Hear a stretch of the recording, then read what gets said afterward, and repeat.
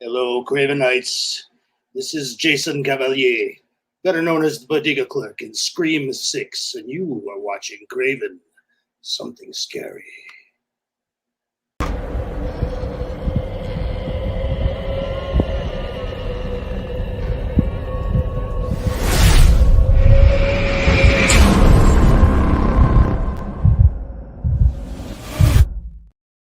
Well, happy 4th of July, everyone. Here we are on a special stream on the 4th of July on a Tuesday, which is very unusual to be streaming here for this channel.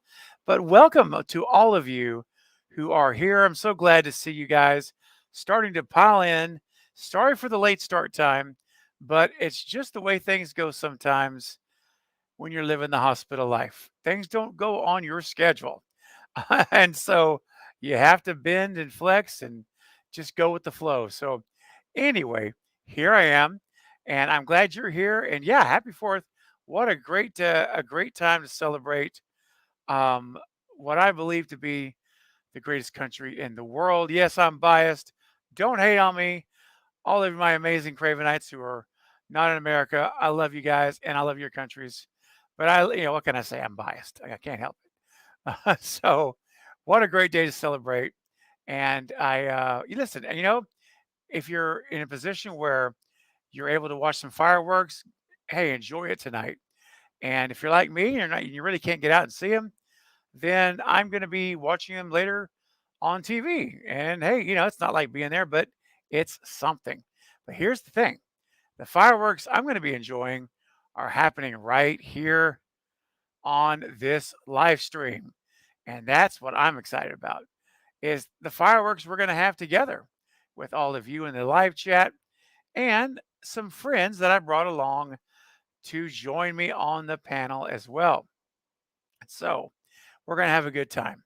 So I hope you're not in any hurry. We're going to hang out. We're going to be chilling. We're going to be talking Scream 3. Scream 3. Well, we might be talking Scream 3. We're going to be talking Scream 7. And who knows what else we'll be talking about because I would do these things.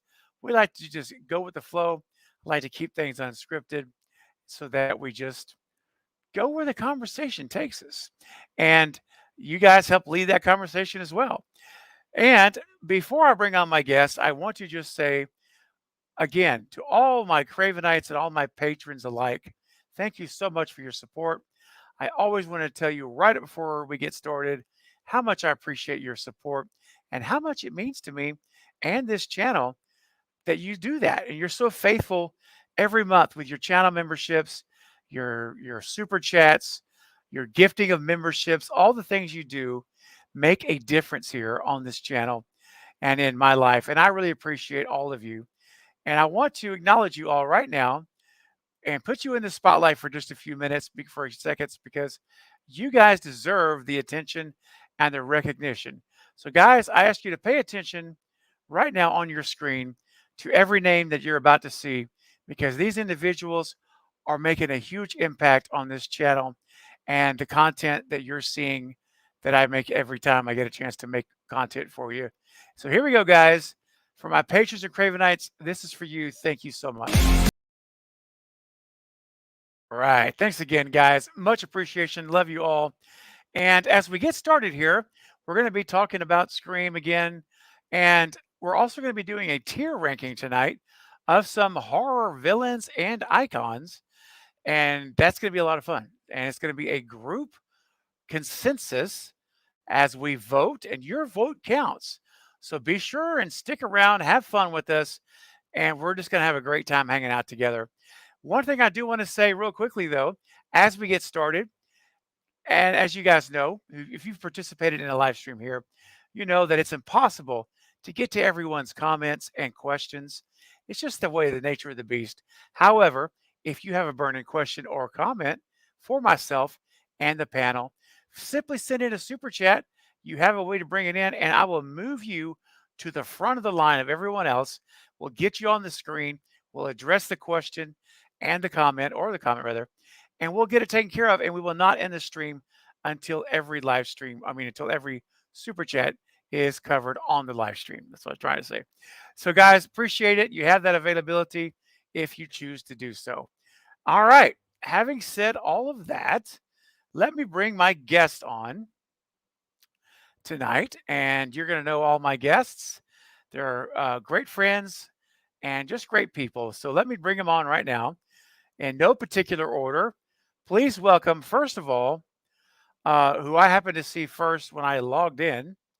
And so I'll bring him on. This is someone who I really enjoy his content, and he's just full of passion, and I just love it. But a great friend, and I am so proud of what he has done. Seeing him and knowing him before he had a channel, and seeing what he's done since, it just warms my heart. So please welcome, ladies and gentlemen, my friend Marcus, otherwise known as I Shot Him 6 times. What's What's up, up? everybody? What's up, Hey, Steven? Thank you for inviting me tonight, buddy. Happy 4th of July. happy 4th to you, man, and you're welcome. Thanks for coming. Such a pleasure. Absolutely. It's always a pleasure to be here on the channel and, of course, be a Cravenite as well. Oh yeah, man, and thanks for your faithfulness. You've been a Cravenite for a long time, and I Yes, really appreciate it, man. It's so awesome. That just absolutely, man. It's the greatest cult in the world. yes, yes, indeed. Uh, and real quick, before I bring my next guest on, I just looked over here at the chat, and our good friend Jackie Elaine is here. Hey, Jackie, what's going on? So good to see you. Says, hey everyone, hey Craven, I missed you. I've missed you too. Congrats on absolutely. 10K. Oh, thanks so much.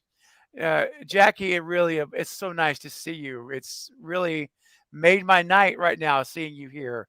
That's so cool. I hope you've been well. And every single month when I look at my channel memberships, you're there every month.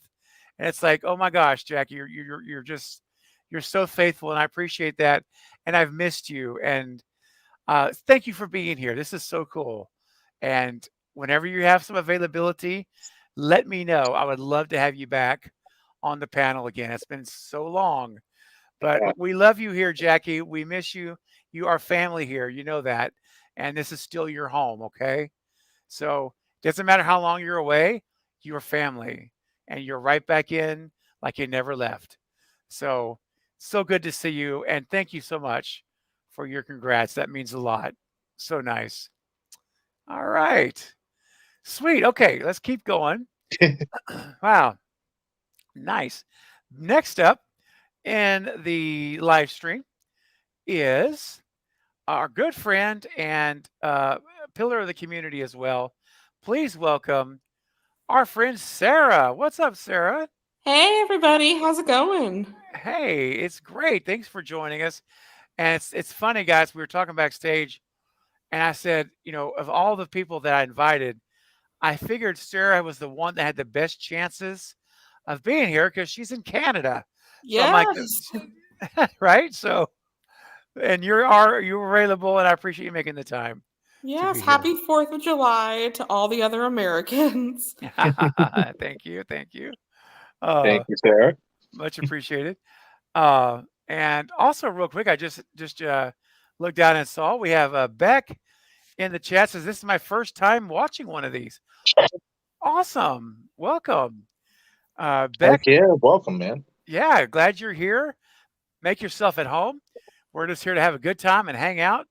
And listen, if you like a place to come that is respectful and positive and no negativity, and a place where you can share your opinions without being torn apart and be respected and not marginalized, this is the place. So welcome, and we're glad to have you. All right. Speaking of glad to have, my next guest is someone that we always say hello to, even though she tends to say bye-bye. But ladies and gentlemen, please welcome the amazing bye-bye Polar. Hi, Polar. Good to see you. You're on mute, my friend. I'm on mute, aren't I? That was a good intro. Thank you. I I love wanted to, that. That was sneaky. want to kind of slide that in there a little different, Yeah. Well, thank you for having me. Also, congrats on 10K. Oh, thank Yeah. you. Thank you so much. It's still very surreal. And it happened on a live stream Hmm. on Sunday, I think it was. Yeah, It Sunday was night. Mhm. Monday. Was it Monday? I Oh think my it was gosh. Monday. I It could have think I been. just knew I had to Wait, work the. Oh no, it was Sunday. I just remember I had to work the next day, and I was like, I'm not going to bed until he hits 10K. It was so crazy. Yeah, it was the second. It was Sunday night. Yep. yeah, Okay. Yep. that's right. Yeah. I It was sitting was here thinking for a second, like, wait, was it yesterday? right. I'm all confused on my day. Sorry. Yep, it Oh was no. Sunday then. Oh yeah, but yeah, it was incredible when I looked over and it clicked over to that, and I just was like, whoa. It was just such a surreal moment, and it still is honestly very surreal moment. And I just I can't say nothing but thank you to you guys. You made it happen. I mean, you're the ones that by subscribing and staying a subscriber and not leaving after subscribing for an hour and like, oh, I'm not gonna stick around to this channel. No, you guys stuck around, and that means the world to me. So thank y'all so much. Don't Um, short yourself on credit, though, my friend. The work you put into this channel, it's paid off. You know, you're oh, the reason why we keep coming back, my friend, and became a oh, subscriber and a supporter. So keep doing what you're doing, man. well, thank you, Marcus. I appreciate it, buddy. And I will. You have my word, man. I will. I promise and pledge that I will do everything I can to continue to do as much as I can Right. for the channel and to bring you guys the best content I can possibly do. That I give you my word on, for sure. And just really appreciate that, and all of you guys. Thank you guys so much. It means so much. It really does. And also, guys, we have another guest I'm bringing on, a good friend who also has a great channel. Uh, and you'll know his channel is Smells Like Teen Horror, and you know him in the chat. He visits regularly on our live streams. Please welcome a good friend, Eric. Welcome, Hey, man. how's it going, everybody? Thank you Hey, so much for having me on. you're What's going welcome. on? Glad to Oh, have you. you're getting a 2-for-1. Steve Rogers, my dog, is terrified of the fireworks tonight, so he Oh, is not leaving my lap. well, that's all right. Listen, that's my dog is the same. I have one of our dogs is terrified of the fireworks.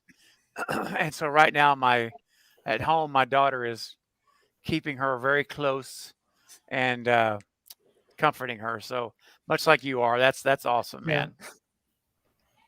Again, thank you for having me on, man. I feel so honored. I'm a big wrestling fan, so I feel like I've been drafted to the main roster.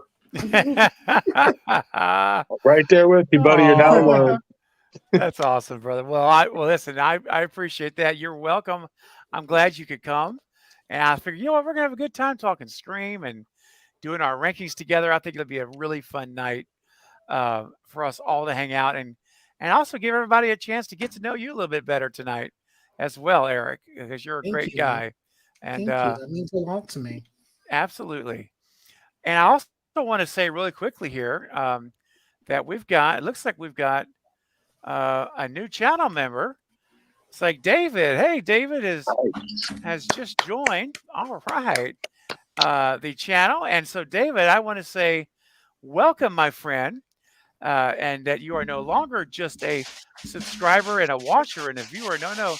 You now have stepped into the inner circle of the cult of Craven and are now a Cravenite. And you have the awesome skull by your name, and your name is now green to let everybody know that you are a Cravenite. And it's so glad to have you. You'll be invited to this month's members only watch party that we'll be having, and any other live streams I may sneak in this month for members only. And something else I did, I don't know how many of you got this last night, but my Stu Mocker video that I released this morning, I released it early last night to members only at about 9 o'clock or 10 o'clock last night. And so if you happen to have been up late you got early access to the video. And so what I'm going to start doing is having some early access for channel members to some of my videos as another perk. So another thing you'll get as a member will be early access. So stay tuned for that. Nice. So thank you so much, David, for becoming a channel member. Welcome to the family. We're so glad to have you. All right. So guys, we have some fun stuff to talk about tonight. And speaking of which, I mentioned it earlier that Super Chats moved to the front of the line. We got our first Super Chat of the night. Talking Star Wars has come to talk Scream, and I love that. I love it. So we got a $5 Super Chat. Thank you so much, man. And it says here, how many ghost faces do you think we'll get in Scream 7? Well, Eric, you know what? I want to ask you first. What do you think we're going to see there? That's a tough one. I think now you kind of have to go with 2 and a mastermind, like in part 6, or maybe 3 and a mastermind. Mm-hmm. Yeah, I think that's reasonable. I mean, you know, and it also kind of goes back to, I think, are we going to see Radio Silence do the right thing, as I always say, and give us the Stu cult? Give us the cult finally, which they're alluded to in 6 and 5, right? And that could also make a difference on the head count that we see. And exactly. And this one, when you say cult, just so people understand, he doesn't mean like worshiping Stu. You mean like a cult of personality around Stu. People who are, I feel people would be drawn to him because people who feel that they're always counted out and don't get the recognition they deserve would be drawn to Stu because Billy was, in a sense, the star of that team, you know, because he was the better looking guy, the more charismatic guy, and Stu kind of gets left out in the cold. That's true. Very true. And they purposely kind of did that in 5, how they, you know, he didn't get any respect in 5 with the characters, and he got some respect in 6 from Quinn, but even then it wasn't, he still wasn't, you never got the feeling like he was featured in any way other than he was my favorite Ghostface, which, by the way, I have to say this, Quinn faked her death. Yeah, I'm just saying, Quinn faked her death. I think that's alluding to Stu faking his death. But yeah, I'm really excited to see, and I really believe with Jason and Greg, we got that Stu cult extended from 5 from Richie and Amber, and it's in plain sight if we're paying close attention. But all right, Eric, good call, man. I think you're right. I think at least that many we should see. Yeah. Polar, what do you think? What's your prediction? So I think there's going to be a cult, but I think we're only going to get like 2 meaningful unmasking. So 2 of the characters that we follow throughout the movie will be ghost faces that we recognize, and the rest of them are just going to be, in a sense, like an extra that we might not recognize when they unmask. Okay, that makes sense. Just kind of like a Jason and Greg, but not kill them in the first act. Yeah. Right? Make it more meaningful. Yeah. Okay. Sarah, what's your thoughts on our ghost face count? I kind of am in the same boat as Polar. They're definitely building to something, so they can't have fewer than in the last movie. So probably 2, maybe even 3. But I do just want to say I eventually want them to get back to a place where it's just the 2 and maybe even a solo ghost face. Because I feel like if we just have too many, it almost makes them less special. So I don't want to see them go crazy with them. Yeah, I could see that. Like maybe if you do the cult, what do you think about like what Polar said? If they do the cult thing in 7 with Stu, do you want to see 5 or 6 ghost faces, or would you rather it be like a 2 or 3? I'd like a 2 or 3 scenario, kind of like she was saying, Okay. with like maybe 1 or 2 meaningful, more of like the masterminds.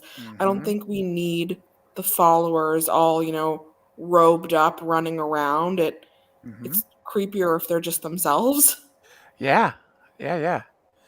100%. I get that.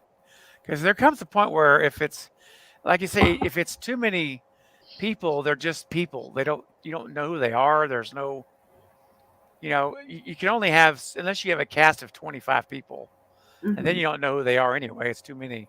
Yeah, because it So would just be random people you never random. meet as Ghostface. You don't Yeah. get the development. Their unmasking wouldn't be important. Yeah, exactly. It wouldn't really matter. Versus you get those 2, maybe 3 at the most, where there's a real meaning. You're really like, oh, you know, that yeah, it carries more weight. I agree. That makes a lot of sense. Marcus, what do you think, man? Are you on that bandwagon, or you feel different?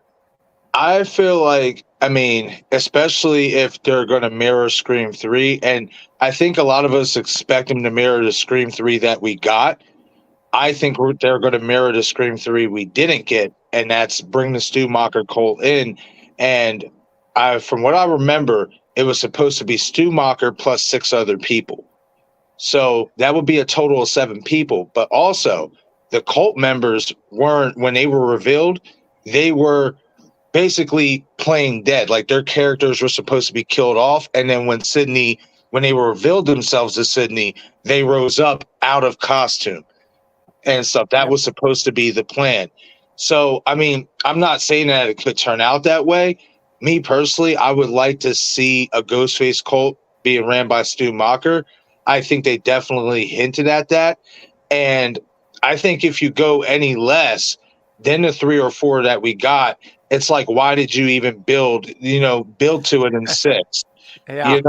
Like, so me personally, I kind of want to see the Stu Macher cult. And I'll throw this other thing in there too.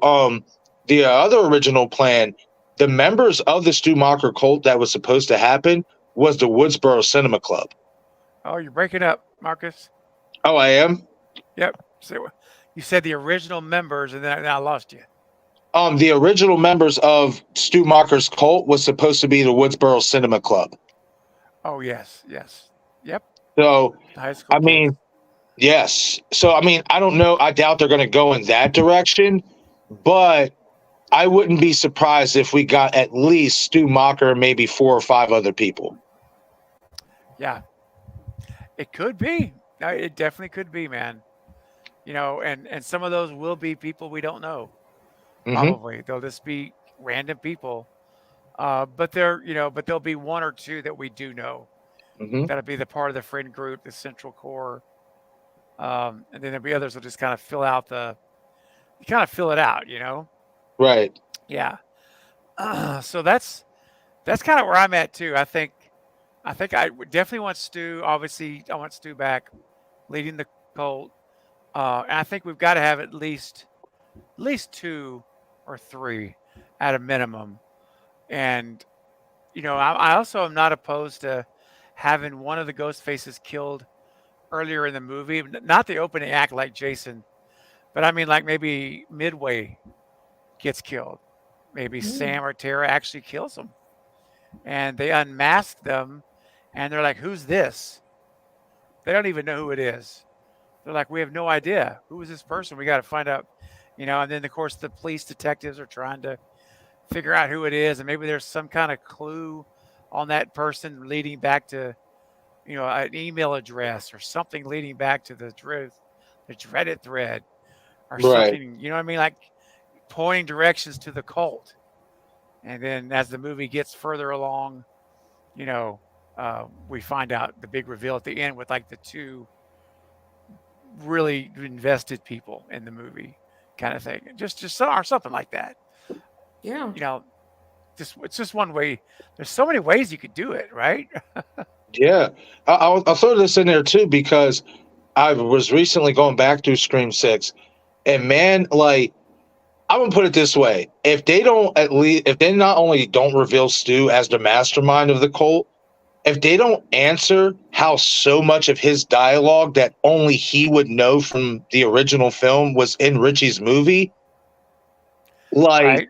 that's going to be really just nerve-wracking for me, because I went back and watched that, and it's like 3 or 4 pieces of dialogue that it's like, hold on, only Stu and anybody else who was around, like Sydney and Billy, you can't really count Gail, only for maybe one of them, Right. because Gail was knocked out most of the time.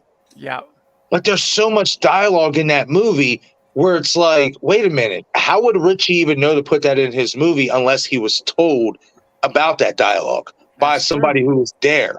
So it's like, you're doing so much, with Dewey's death, with Gail's scene, and then now with Richie's movie. It's just, in my opinion, it's inevitable. You have to bring him back. I agree, man. You do. I mean, if you don't, it's just we're just all gonna have a big. I'm gonna have a humongous morning live stream. Not MORN, MOURN, Yes. where we're gonna sit here and with tissues and lament and mourn over the decision to not do it, because it's all there. The stage has been set. They've left the clues. And to Right. your point, Marcus, almost called you Stu. To your point, Marcus, like the conversation there, and not only that, like I pointed out in one of my more videos a couple months ago about the clues for Stu, the Principal Hembry drawing. Yes. No one knows that off his Principal Hembry's body placement except an eyewitness. Yep. I mean, who would have known that except Billy or Stu? And Yep. I'm telling you, man, the evidence is clearly there. It definitely is.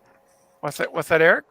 To add to that, the opening kill and stab is extremely close to the Casey Becker kill.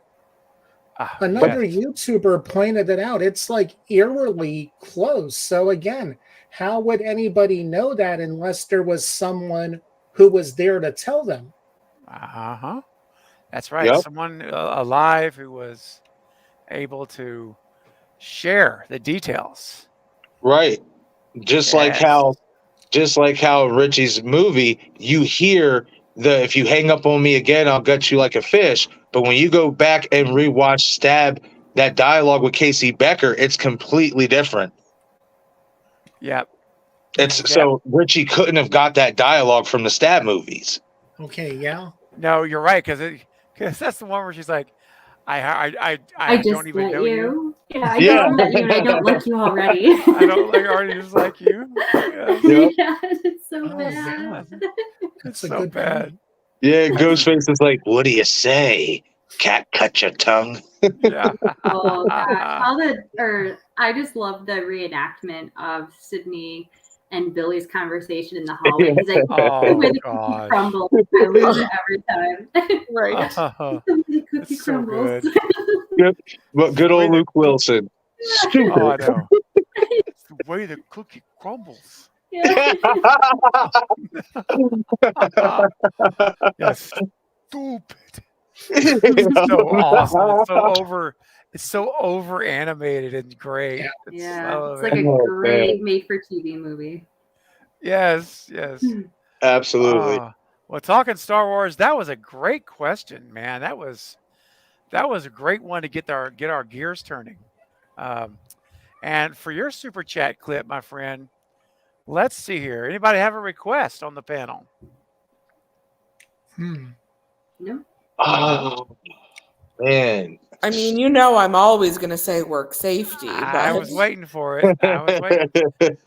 All right, Sarah, since you spoke up first, let's do it. Do you want to do an arm, a roof, a forklift, a ladder? Oh, I would love to see a forklift. Oh, yes. This is a good one. One of my favorites. Here we go, guys. You got to be safe at work. And it's just never can be reminded too often. So here we go. Talking Star Wars, here's your super chat clip. When Freddie Jones discovered the key in the switch, he decided to go for a joyride and quickly lost control, crashing into the break room wall. Oh my gosh, Fred, is he okay? No, he's not okay. He's dying. No, he's not okay. He's dying. He's dying. And I love how it was a senior citizen in the break room, and it's a guy in his like late 20s in the bed with the beard. Yeah. Awesome. Oh my gosh. Let's see. We got a couple more super chats here that have come in. So guys, we're gonna move you guys to the front. Bronson, what's going on, my man, with a $5 super chat? Thank you for that. It says happy 4th of July. I hope you guys are doing well and staying safe. Thank you. You too, man. Have you guys ever listened to Ozzy Osbourne's song "Fire in the Sky"? Ooh. Anybody? Eric, have you heard it? I don't know. No, can't say that I have, and I'm not that big of an Ozzy fan. Okay. Anybody else? Marcus? I've heard of a few Ozzy songs, but I don't think that's one of them. Ooh. But I like Ozzy. Brings a lot of energy. A lot of energy. Polar, how about you or Sarah? Either of you heard it? No, I have not. Okay. My dad grew up, we listened to a lot of Black Sabbath, but not a lot of just Ozzy on his own. Okay. I don't think I've heard that one either, actually. That's what I'm going to have to add to my list, Bronson. I'll have to make a note of that one, my friend. So I will definitely check it out. And next time I stream, I'll let you know. If you want to follow up with me, I'll let you know what I thought about it for sure. Let's see here. Speaking of songs, now it's not Ozzy, but I can play a clip in Yiddish. So how about we have a little Yiddish singing, and we'll just pretend it's Ozzy. Let it rip. Here we go. No bats included. Das ist Zeit mit Fangen nahe. Wir racken rum und legen nach. Wir racken ist während Tag. Wir racken rum und legen nach. Yeah. There you go, man. Nobody rushed out to buy that CD all at once now. Oh. Jen, I always have to lower my volume when he doesn't work. Accident clip. Let's see. We got another super chat here. Let's see here. What do we got next? Coming in, Bronson again, coming in with another one. Thank you, buddy, for another $5. Awesome. So kind of you. Okay, guys. Christopher Walken, versus Sammy Kerr. That would be an interesting battle. What do you guys think? Okay, Marcus, I don't know Sammy Kerr. I don't know who Sammy Kerr is either. Sammy Kerr? Oh, Sammy Kerr is the dude from Trick or Treat in 1986. The heavy metal rock star. Remember? Okay, I know who you're talking about now. Yes. He was the one that died in the hotel fire. Christopher Walken versus him? Yes. Oh, I'm going with my boy Christopher Walken, man. Right? Hey, you gotta go walking. He's gonna walk all over him. Yeah. Oh man. Are we all Christopher Walken on the panel? Or? I think so. Yeah. Yeah, I'm Christopher Walken too. I mean, Christopher Walken would get in with this cowbell. Yeah. That would do it. So Bronson, we're all Christopher Walken unanimous on the panel. What would you pick, Bronson? Who would you pick, rather? I'm curious who would you choose in that battle? Very, very curious. Let's see here. How about we do a little public service announcement for Bronson? I have a little dangers of smoking. The Lung Association is very adamant about that. And so we advocate that here. So we'll play a public service announcement, and we'll be right back. Now we're pleased to bring you a message from the American Lung Association. Hi, I'm Laura Hinman. I'm the spokesperson today for the American Lung Association, and I'm just here to tell you young people and you old people also, stop smoking. Smoking is hazardous to your health. Smoking causes cancer. You young people think it's so cool to smoke, but it's not. You get all that old tartar on your teeth, and then you have to have your teeth cleaned, and you get the lungs, you get it all in your lungs, and then you wind up with lung cancer, and before it's all over with, you wind up dying because of smoking. Smoking should be a no-no. And cut. Well, that's keeper. Woo! I need a cigarette.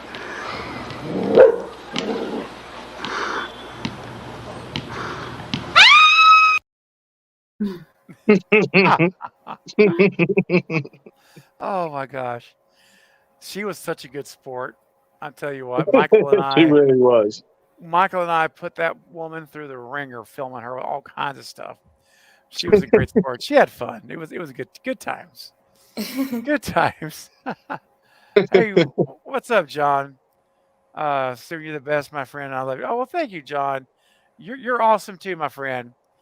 And just want to say hi to everybody in the chat. I see you guys all here. Appreciate you all being here. You guys are awesome. And Dice just came in. What's up, Dice? Rolling? Good to see you. We had a great time on our members only watch party with Dice last month, watching The Phantom of the Paradise. If you guys were there, you know what I'm talking about. That movie was a trip for our members only watch party last month. I didn't get to watch that, but I might have to check it out because that sounds interesting. Oh man, it is very unique. Very unique movie. Yes. Okay. Let's give it a shot. Absolutely. I want to say real quick here, a shout out to Jen Werner, who is celebrating her 15th month today as a channel member. Wow, guys. 15th month. Thank you so much, Jen. That is incredible. It blows my mind. I'm so humbled and grateful. 15 months. That is amazing. Jen is one of my OG subscribers. I knew Jen before I had this channel. And so she was one of my first 5 subscribers here to the channel. And pretty amazing. And Jen, I appreciate you. Thank you so much. So incredible. And I know there's, what's that, Marcus? I said, heck yeah. Jen's been here. Before I got here, Jen's been here for a hot minute. Yeah, I met her on my other channel, Movie Bros React, and I started this channel, and I said, hey Jen, I just want to let you know I'm starting a channel over at Craven. I told her about the channel, and she came over and subscribed, and she was one of my first 5 for sure. Awesome. So it's pretty amazing. And again, I don't get notified of these anniversaries, guys. So if I miss your anniversary, it's not intentional. I just don't see it. So if I've missed your anniversary, put it in the chat now, if you could, so I can recognize you like I want to, because I just don't see them. StreamYard does not, unfortunately, show them. But hopefully they're working on that. How about say, if anything, buddy, I can let you know because I'm in the chat. Okay, man, that would be great. If you see some pop up, that would be awesome. Yep, no doubt. Okay. All right. I see some more super chats have come in here. Let's see here. And we've got one here from Beck, who's the first time here in the live stream, has sent in a $2 super chat. Thank you so much. That is so kind of you to send a super chat on your very first live stream. Says, which is your favorite Scream movie and why? Oh, this is fun. Okay, Eric, I'm going to start with you and we're going to go around. I have to go with the first one because it reminds me of being a teenager, and seeing the character Randy blew my mind. I was a little kid in the 80s. So, I watched all the slasher movies because parents back then didn't care what their kids want. But when I saw Scream, I was into all the same music. I dressed a lot like them. It's such a perfect time capsule of the late 90s. So it has to be the first one. Makes sense. And it's so true. Their soundtrack's amazing. Yeah. I have so many songs from that first film on my on my Spotify. Yeah. And I love editing videos, listening to the "And the Mirroring of the Youth of America." I picture Kitty dropping the sack of chips, the Ruffles sack. And like, dude, that man loved chips, boy. He loved his chips. Bag of Ruffles. Ruffles, This is off topic, but when they go to the grocery store to buy groceries, I'm always thinking they told you to bring food and you bought one box of popsicles and one bag of chips. That's not bringing food to the party. Yeah, I think that I suspect that most of the items consumed in that party were more in liquid form. Exactly. Yeah. Food. Hey, real quick, Steven. Denisha is celebrating 14 months as a member. Whoa, Denisha, 14 months. Oh my gosh. Congrats. Thank you so much, Denisha. That is amazing. Just incredible. Wow. So amazing. I can't say thank you enough for your support. You're just amazing. And again, one of my OGs, just incredible and great friend, great supporter of the channel and a moderator, always here, always faithful. So thank you, Denisha. Much love, my friend. Thank you. Wow, you guys are awesome. Make my heart, warms my heart all up like a heater. Like a little heater going on. Oh my gosh. Okay, Polar, you're up. What's your favorite Scream movie and why? It's going to be the first one. The characters were just so relatable. And I also just love the first one because it doesn't have stab in it, because stab has yet to be invented. So the first one definitely for me. Yeah. Yeah. Masterpiece, isn't it? Mm-hmm. Polar, are you going to break the mold or are you going with the first one as well? Oh, me? I just answered. I think you meant Sarah. I'm sorry. I meant Sarah. You're good. I said Polar and was looking at Sarah's picture. My bad. The first Scream is my favorite movie of all time. Yes. It's a 10 out of 10 movie. It's perfect. I'm tempted to say 3 because 3 is like my comfort movie. I watch it all the time. It's my most rewatched. I'm actually afraid to watch 1 too many times because I'm scared that I'll get sick of it or it'll like lose its luster. So I tend to watch the other ones more. But it's got to be 1. Yeah. As a person who's watched the first one probably 100 times, it does not lose its luster. I can vouch for that too. Yeah, same. I can watch that movie. I've watched it over 100 times easily. And it's just like watching perfection on a screen, every scene. I'm just like, oh. Yeah. Makes me want to do a watch party right now, like 30 minutes, and we just watch the movie tonight for the 4th of July. But I will refrain from the temptation.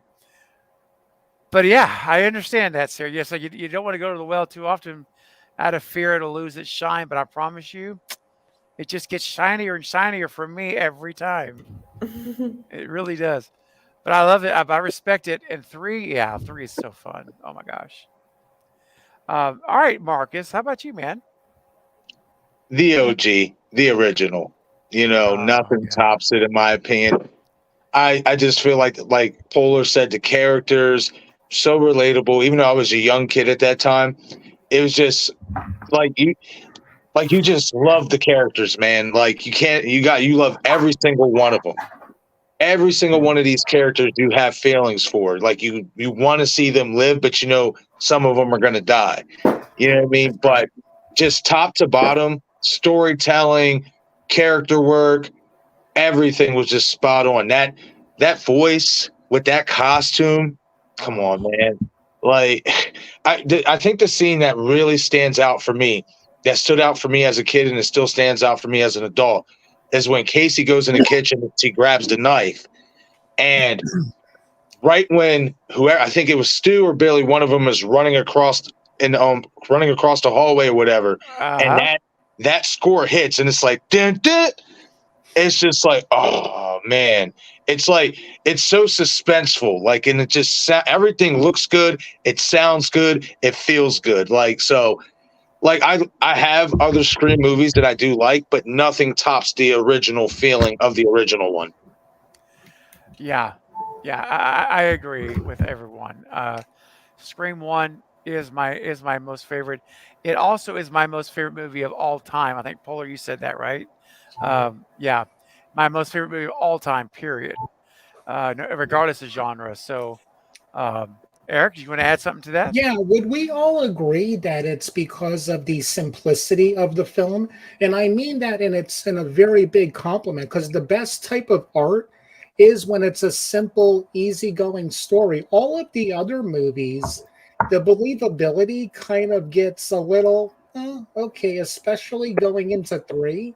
But the first one, it's just simple, and like I said, like we've all been saying, a masterpiece because it's so grounded in reality, and the characters again are so real and relatable. Yeah, yeah. I mean, you may be right. I mean, it was real straightforward. The motive was a shocker because I never imagined, like, never saw the Billy motive coming with Maureen. I thought that was an amazing twist, which I don't think gets talked about very much. We always talk about. I mean, I always talk about the twist of having two killers. Again, never saw that coming. The fake out death of Billy, brilliant. Stu Yes. being the second killer, brilliant. And the third thing, which I think is just as brilliant, was the twist of Billy and Stu killing Maureen a year earlier. That was awesome. Yeah. What a twist ending. And it was believable, just the trauma of having, like, finding out that your mom and your girlfriend's boyfriend's parents are having like a affair. It's just yeah. And it was just believable to me. I was like, oh, this isn't overcomplicated. This is relatable in a sense. It's true. It's like Very I true. was watching I Know What You Did Last Summer today, because that's what I do every 4th of July. And just thinking, okay, they accidentally hit this guy with the car, an older guy, by the way, and then he just comes back a year later, still perfectly healthy, is an extremely good driver when he's chasing the Philippine with the car. The way he does that perfect power slide with the car, it's like, okay, I love the movie, don't get me wrong, but it's still that's a lot of planning going into that. Yep. Yep. And some of the, as we know, with anything when it comes to movies, there's a bit of movie magic in every film, and Yeah. so there is some suspension of disbelief we have to just kind of keep in check every now and but like you say, some of that stuff we just look past and look at the bigger picture. And I always say it like this, and I love well, actually Wes said it better than I did when whenever he was talking about making realistic props with his prop master and JP Jones, and when they were working on the voice changer for Scream 3, and Wes was like, I need a working model before I do this voice changer model with multiple voices. You need to create me one, your team, that makes this plausible before I put it in the movie. And that was important to Wes. The realism was important to him.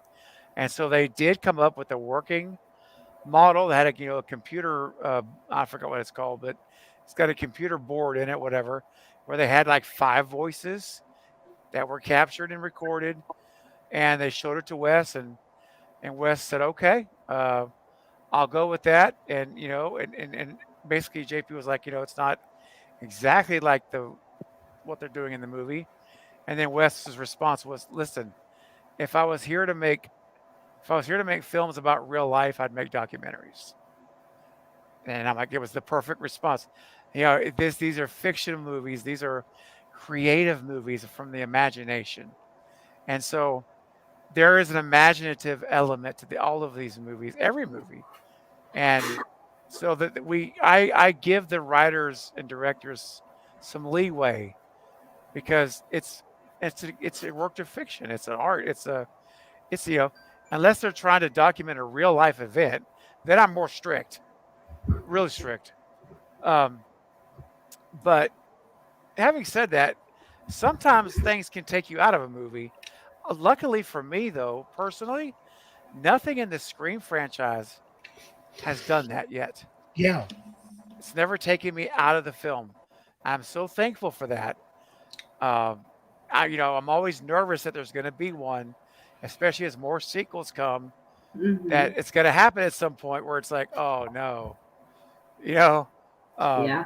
especially with the Wes Craven movies, they were just so well done. And no matter how everyone's opinions are about, any particular sequel, I believe he masterfully made them with what he had.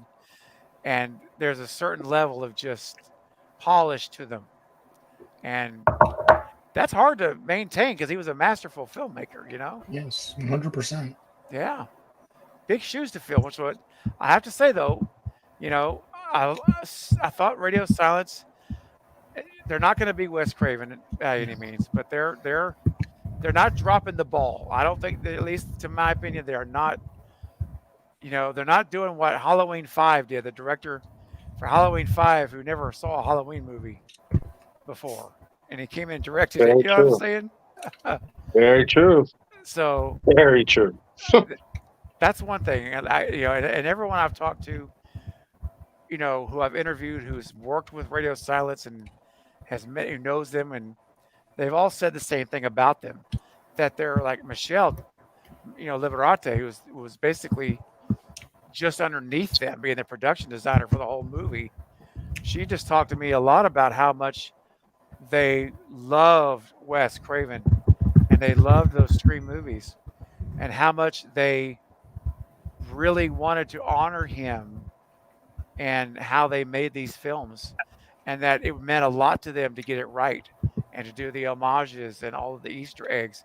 So that makes me feel good. So like, even if there's things about the movies where we're not really on board with certain things, at least knowing that the people doing it they're coming from the right place, that goes a long way for me. So, and hopefully, Absolutely. hopefully for all of us, That's why I said I don't want to see somebody else take over 7, because I just feel like if that happens, then I'm not saying anybody else couldn't do it better or could do a good job. I just want to see these guys finish off with their characters. Right. In the way that they have planned. Right. Like, I do. And one thing to, touch on, Radio Silence. Hey, Marcus, can I stop you for a second, Marcus? Don't lose your thought. Yeah. But we want to say goodnight to Polar. She's got to run. Polar, thank you so much for hanging out with us tonight. It's been a great time. Yep. Thank you for having me. I'll be in the chat. Okay, sounds good. It was an honor meeting you. Bye, everyone. See you Nice later. meeting you, so. Bye. Bye. Sorry about that, Marcus. Go ahead, my friend. Continue. Now, one thing I like about Radio Silence, from listening to Melissa Barrera's interviews and stuff, and I think this is so important, especially between a director and an actor and stuff, is that they're willing to listen to their actors in terms of, okay, this is direction we have for you, but the actor has a different vision for that character. Let's sit down and talk about it, and let me show you my vision, and let's see if we can go with this way. Because Melissa said her character, the way that they had her in Scream 6, was supposed to be completely different than what we saw in the movie.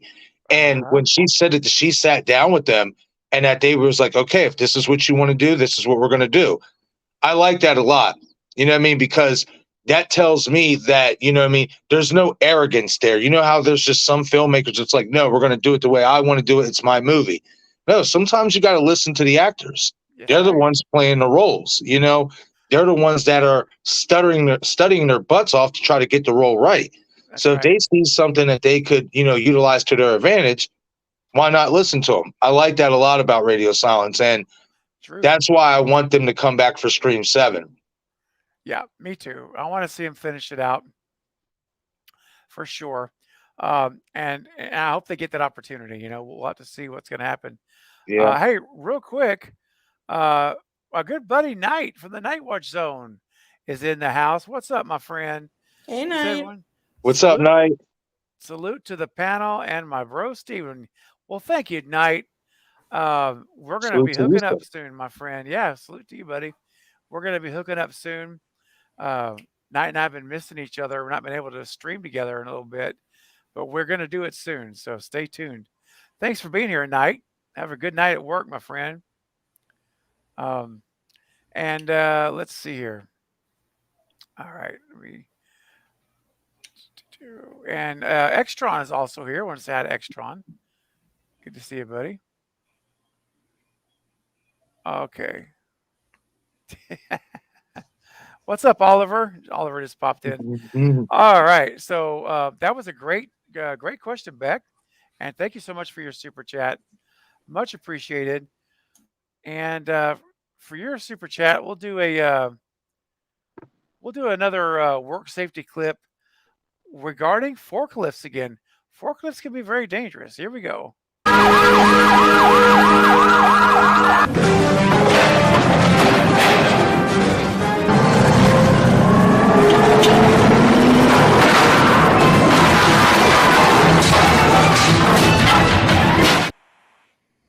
Ouch. Every time I see that knee, that ankle rolled over, I just, gosh. Sarah, you like that one? I love that one. I am partial to the other forklift clip, but they're both great. Yes, I am too, though. I agree.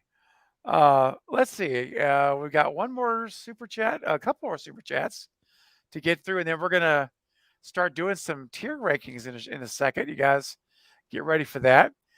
My good friend Mark is here on the panel, being a stealth ninja again. Right. Sending in a $2 super chat. Thank you, brother. Yes, sir.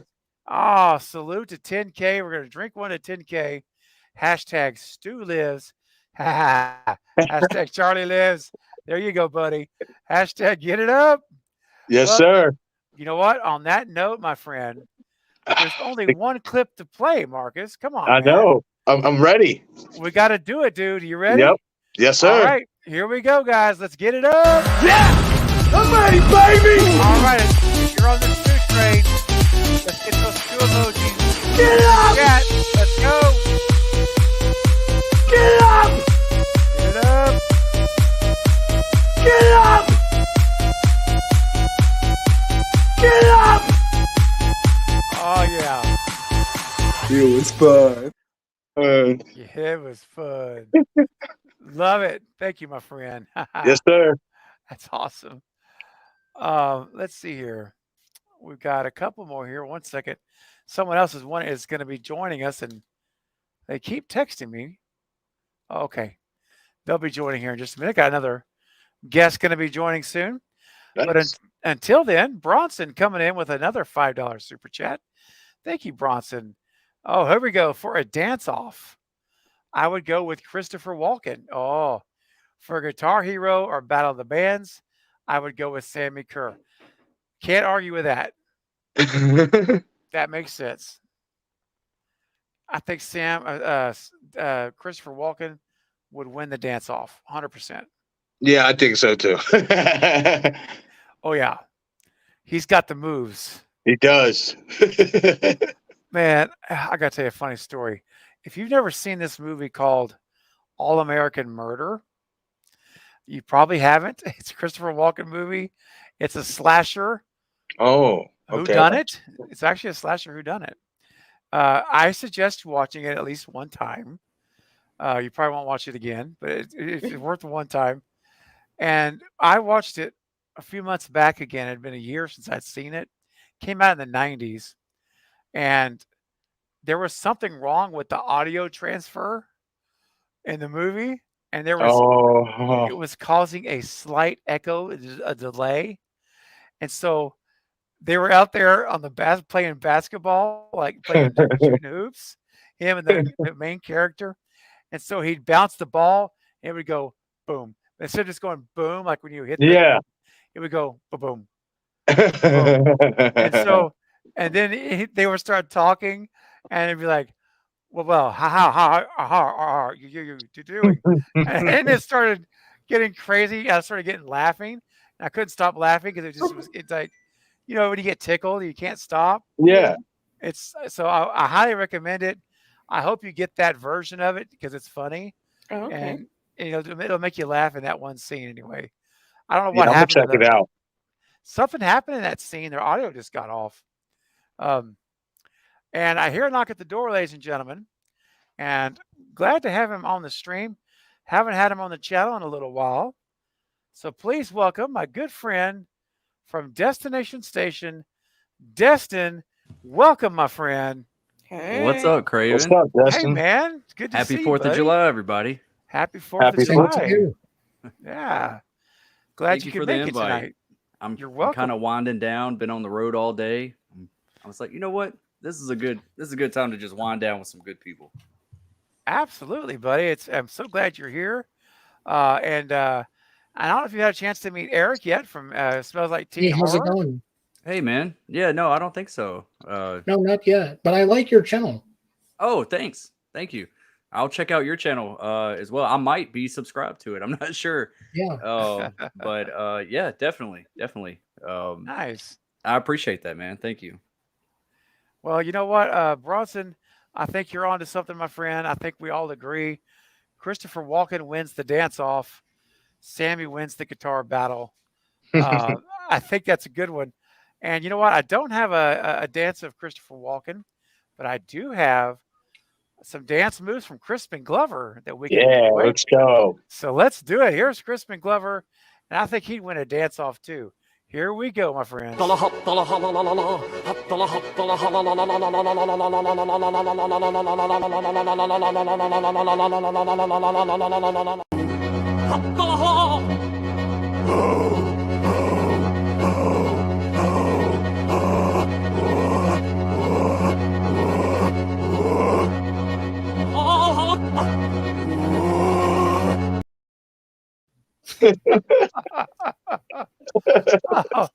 just those sounds, man. It's like, my gosh.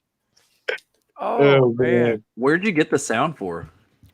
I actually went and I looked up worst song ever, and I found this yodeling weird song, and I took it and I downloaded it, and then I put it in reverse, and I recorded it in reverse, and so what you're hearing there is in reverse. That's all reverse. Nice. And there it is. Oh, I'm like, how can I make the worst song ever worse? Play it backwards. And there it is. Hey, it works. It actually like gives it a little bit, more character to the whole thing. Just like instead of actually like listening to the song that's actually in that scene, it kind of makes it a little bit more entertaining. It does. It does. Hey, real quick, guys, I'm going to be right back. And while I step away for just like 2 minutes or less, Destin, why don't you keep working, since we've been talking about Scream a lot. Tell us, what is your number one theory you want to see for Scream 7, and doesn't involve Stumacher? I'll be right back. Okay. My number one theory that I want to see, I think it would be that the Carpenter's mother, Christina Carpenter, having some sort of tie-in, like she's somebody that has possibly changed her name from the past. Because whenever I start thinking about stage names, or even like Scream 3, Judy Jurgenster or whatever, all that stuff, Christina Carpenter just sounds like a stage name to me. And I really think that she possibly helped Billy or knew about what Billy was doing, and that's been weight on her throughout all these years. And I honestly think like the whole theory with the whole Carpenter sisters and their mom, like I want to see the fallout of why Tara's dad left, or in my theory that he's murdered. That that's actually Richie was not Sam's first kill. I feel like she's been trying to hold that darkness in for so long. That's why she was on medication in Scream 5. And she left to protect Tara from herself also. From destroying the family with news. And then also Sam realized she's unstable. She's unpredictable. So she didn't want what she did to Tara's dad. He's not missing. I think he's actually dead. He's just never been found. And you're alluding to that Sam killed him, correct? Right. And what even like kind of made me believe it even more, like I thought about that, you know, when Scream 5 came out and we were doing all these theories.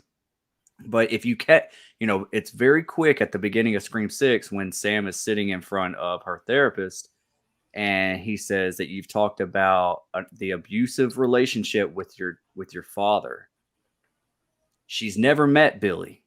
There was no abusive relationship with her biological father, but the one she grew up with, that just leads to maybe her stepdad, Tara's dad. We're talking about Tara's dad here.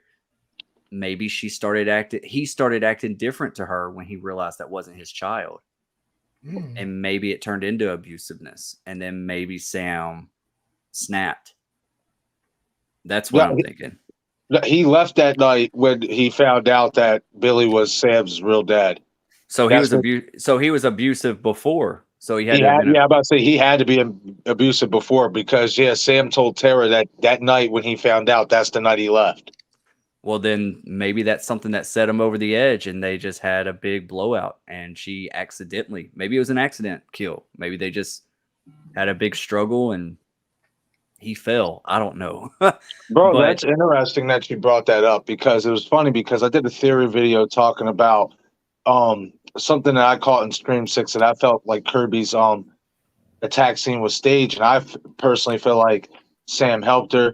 Guys can go check out the video. I don't want to get into all the gory details here. It'll just take too much time. But I implied that we heard Kirby say to Bailey that her and Samantha share a certain history. And we all assumed that that's, Ghostface. But what if there's something deeper there? What if they share a certain other type of history? What if there's a backstory that we don't know about with their relationship? And Kyle, I hope I'm saying his last name right. I want to say Rigando or something like that. I'll have to go out on my Instagram and check or whatever.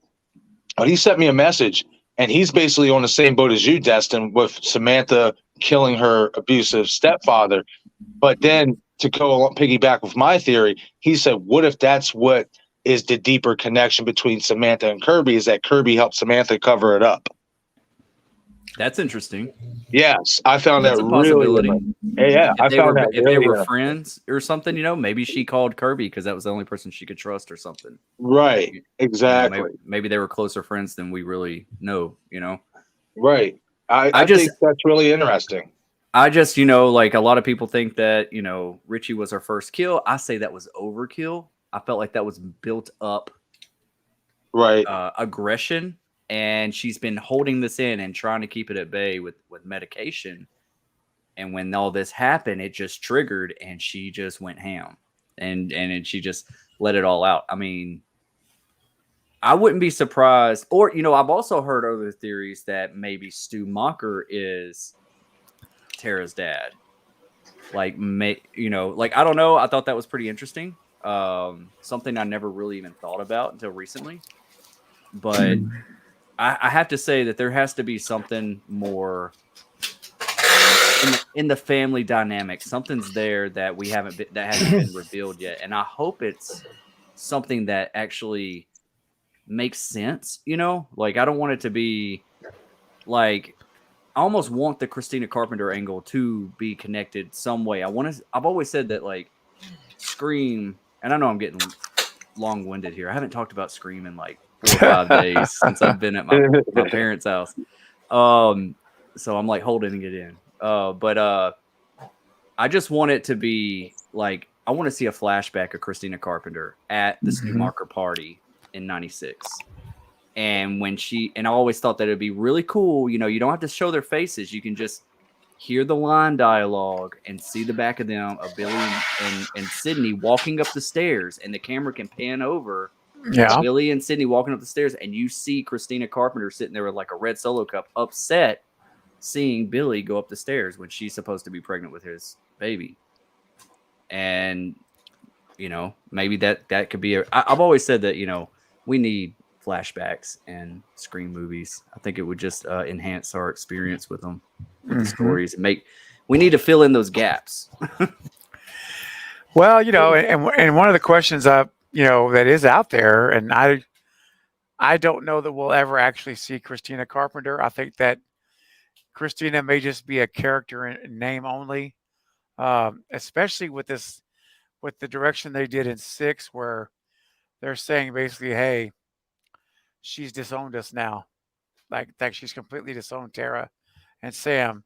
So I don't know. I'm curious with you, and it would be nice to know more about her and Tara's dad. It's a big mystery, and there's certainly, there's ample opportunities to do things there, but I don't know if we'll ever see her or not. I'm with you. I hope we do, but I think the more you introduce these people, you have to think about this. If we're doing Stu Macher, if you're going to start introducing these other characters, in my mind, you're taking away the chances of Stu coming back, because you only can do so many people, right? And it's like, I almost don't want there to be any new people except for the friend group. There's going to be, of course, the people that are going to be dead, the new victims. But if you bring back Christina and Tara's dad, are you going to bring Stu back as well? I don't know. Or what about Leslie Macher? She's out there. I don't think we'll probably ever see her, but she's out there if they want to. So I just don't know what they're going to do. I love the flashback idea. And certainly Tara's dad was school with Billy and Stu. So he could have been there at Stu's party. You got possibilities with Christina and with him. So yeah. And real quick, I just want to say, Sister Pam's in the chat. What's up, Pam? I did break one of the rules. You're right, but I made it back. I somehow, circumvented it and made it back. But Pam's right. Scream 3 needs to be, or 7 needs to be 3 hours, so we can get all these answers. Oh yeah. Questions answered. And by the way, Sister Pam, you are invited to join the panel if you'd like to join tonight. I sent you an invitation earlier, so if you're available, check your Instagram, and you're welcome to join us for the rest of the evening as we talk Scream, and we're going to be ranking some horror icons shortly. I'm glad I made it back too. I'm telling you what, it was scary for a little bit, but I made it back. All right. But yeah, this is another thing. Polar hits the nail on the head. This would be the worst possible decision by the creative team that they could possibly do, is point everything to Stu Macher and then reveal Leslie in the costume. Yep. I would seriously walk out and be disgusted. Seriously. I would be like, it would be to the point where I would be doing this 20 times over and over. Could you imagine the disappointment, guys? How would you guys feel if all the evidence in 7 were like, oh my gosh, it's happening, and the mask comes off? Leslie Macher, like Scooby-Doo moment where they all like, the professor, and it's Leslie Macher.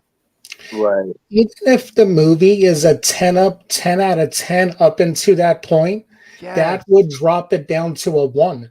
It would, and I would be done. I'd be done with that movie.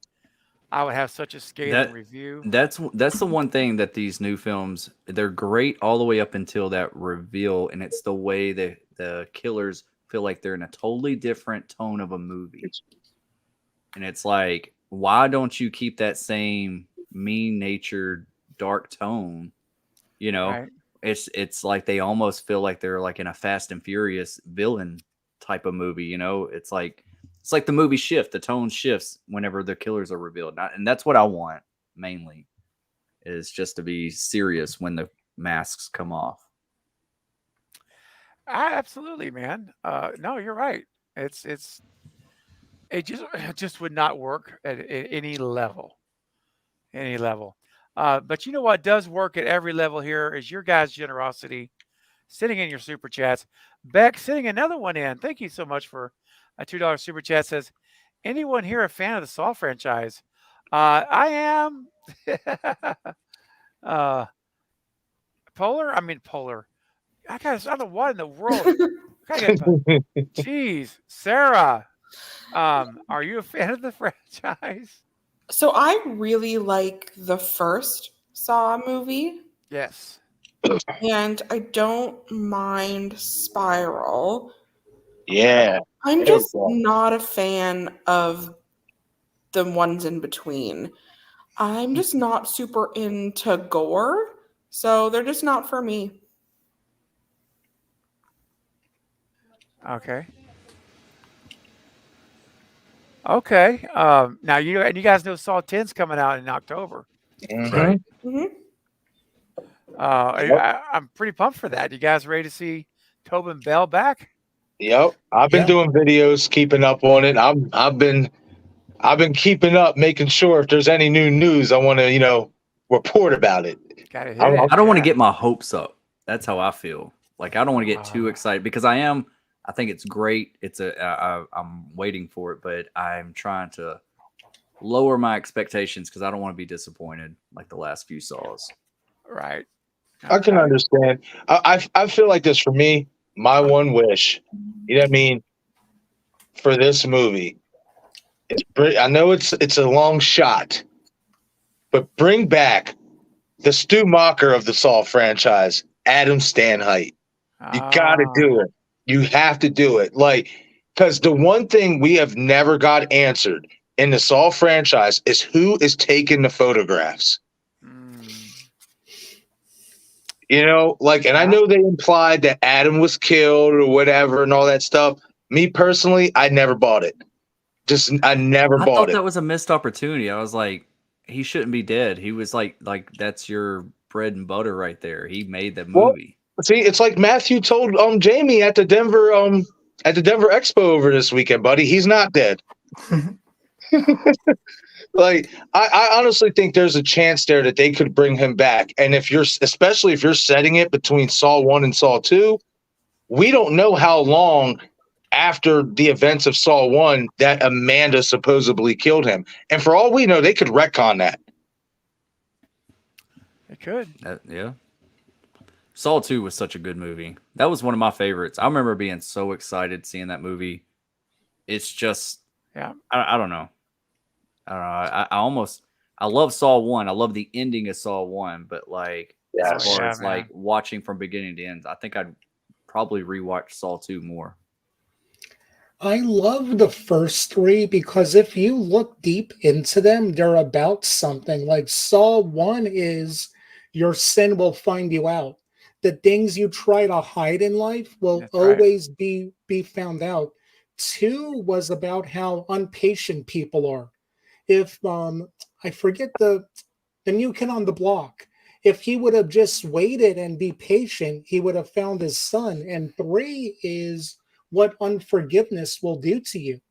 Everyone's life in that movie was destroyed because they weren't willing to forgive. Yeah. That's a good, yeah, you're right. See, that's what another thing that I would like for Saw to come back with is like Saw was almost borderline a slasher in that first movie where that blade comes out of his sleeve and he cuts the detective's throat. Yeah. Kind of like Assassin's Creed, if y'all ever played those games where the blade comes out of the sleeve or whatever. And I was like, oh, this is cool. He's kind of like a slasher too, but then they totally just don't go that approach in the sequels, like I kind of always, I mean, I know it's a biased thing, but like I kind of wanted it to be a little slasher, a little bit, And I'm not the biggest person on gore either. Sometimes I felt like, for the sake of being gore, like it gets a little too out there for me, at least. I don't need to see all the gross stuff. I'd like to see like creative kills and creative traps, but I don't need to see the most like bloodiest thing out, that they can put on screen. I'm just not I kind of like it kind of takes me out of the movie a little bit. Yeah. Fair enough. Thank you, Beck, for your super chat. Great question. And I'm excited for Saw 10 in October. Cannot wait for it to get here. I'm also excited to see how Mark Hoffman fits in this timeline. Oh, I know. Me too, buddy. Yeah, that's my boy. Jen Warner sent in a $2 super chat. Thank you, Jen. Says, Craven, did you send a Stew Train ticket to Jamie? I have not sent him one. I could send him one on.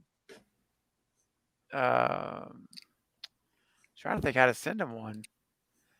I could send him one on Twitter, I guess. If he's on Twitter, I'll have to. I don't know if he's got a Twitter account. I know he's on YouTube, but I would need to send it to him like in Twitter or Instagram or something. I'll have to look on his social media, and I can send him one. I need to send him to Matthew Lillard. I need to get Matthew Lillard the Stew Train tickets, and just because I want to, especially because I know that Eric and Marcus, I think you're going too. Oh yeah, we're man on a mission, my friend. That's right. You guys are going soon, and are going to be talking about me to him again. And I want my name to be in his mind, like at least to see it, so it rings the door, rings a bell. You know what I mean? Yeah. Yep. That's what I'll reach out to Val. If Val's not still here in the chat, I'll reach out to Val and see if we can get a card whipped up for you or whatever, so I can give him one. Yes, I need to. I think she's waiting on me, man. I need to get her the information. See, because if I'm being honest here, how I plan on doing it or whatever is getting him like a thank you card and all that stuff, and I'm gonna slide your channel card in there and stuff. And I'm also gonna come bearing some alcoholic beverage gifts for him because he loves that. Okay. So kind of butter him up a little bit. Got you, man. That's awesome. Do you know what he likes? I know the last time I seen him, somebody gave him a bottle of Grey Goose, and half of it was finished by the time I got up to his booth. Woo. Yep. Oh, yep. You didn't waste any time. Nope. It's got to be the coolest job ever. Just sit there. Oh man. Well, I remember when I was in line in Jersey when I got your plaque signed, Steven, or whatnot. He took like a quick 5-10 minute break. He was like, "Everybody in line, I'm sorry, I will be right back. I'm going to go grab me a beer." Hey Marcus, what horror con in Jersey did you go to? Monster Mania. Awesome. Okay. Yep, I'll be going there in a couple weeks as well. At the beginning of August. I live in Jersey. If I go there, I'll try to say what's up to you. Yeah, man, absolutely. That'd be real cool. Yeah, I'm going to be going. It's the 4th through the 6th, so I'll be there. Okay. Very cool. Well, Jen says she's on Twitter. All right, Jen, I'll have to send him a Stew Train ticket and see if he responds. That'd be pretty darn cool. I mean, they do those cons together all the time, right? So. Yep. And I can see Jamie saying, "Dude, this guy sent me a Stew Train ticket, to Matthew." I can see him like, All right. Let's see. Got a couple more super chat tickets. Super train. Bronson with a $10 super chat. Wow. Thank you so much, man. Said if Kurt Cobain had passed away in a hotel fire like Sammy Kerr did, he would be renamed Kurt Propane. Oh, man, dude. Ouch. Wow. Okay. There's a song called Smells Like Teen Spirit by Nirvana. Yep, absolutely. Yep. One of their biggest hits of all ever, arguably. Banger. Yep. I've never heard of that song. No. A little inspiration there, for Eric, for your channel, Yeah. I suspect. Yes. Oh, very much so. Yeah. Oh, yeah, for sure. Yeah, we've definitely listened to that one, Bronson. I think everyone on the panel, right? I shouldn't speak for everybody, I'm assuming. That song changed music. Like right after that played on Headbangers Ball, hair metal was dead. And everyone wanted to wear, dress grunge, and all those bands started. That's right. That's started the genre. Wow. Well, Bronson, thank you very much for your super chat, man. Yeah, we definitely know that song. It did literally change rock in the 90s. It just completely changed it. And of course, with this color yellow, there's only one clip that I can play. I have to. So everyone, get your hot dog emojis ready, and get out your hot dogs, your wieners, your spicy mustard bottles, because it is Marcus time. put it away. Oh gosh, it's time to get out that spicy mustard, guys. Here we go. Crank it. Do you feel the hunger tonight? Are you a little hungry? I wanna be a hot dog. Be a hot dog tonight. I'm a hot dog. If you wanna take a bite. If you wanna give me a spicy mustard, then you can, because I'm a hot dog. Wow. Ow. I love it. Wow. I love Sarah's wow. Hamburger guy. Oh, that's awesome. Bronson, thanks for this the super chat. That's so kind. Very generous. Has anybody ever put spicy mustard on their hot dog? Yep. Accidentally. Accidentally? I don't think I ever have. I don't think I ever have either. Thanks. Call me a kid. I like my ketchup. Ah. I like my ketchup on my hot dog. I don't know. Huh? I just like it. Yeah.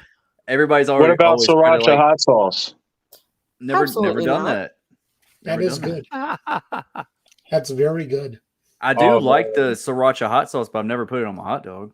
Yeah, bro, try that. Especially like put the hot dog on the grill, get it nice and charred up.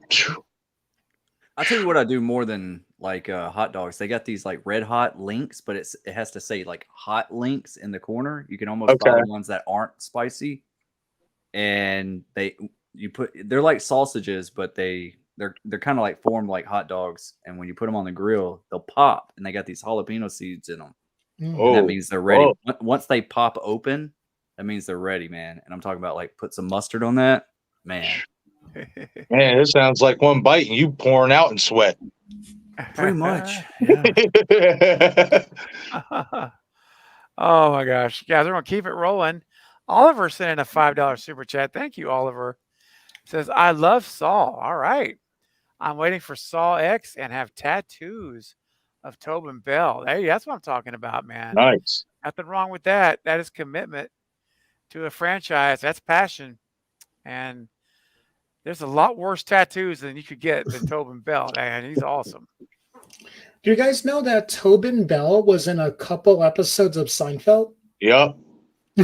Oh, wow. I did not. I've heard about that. Yeah, I haven't watched the episodes, though.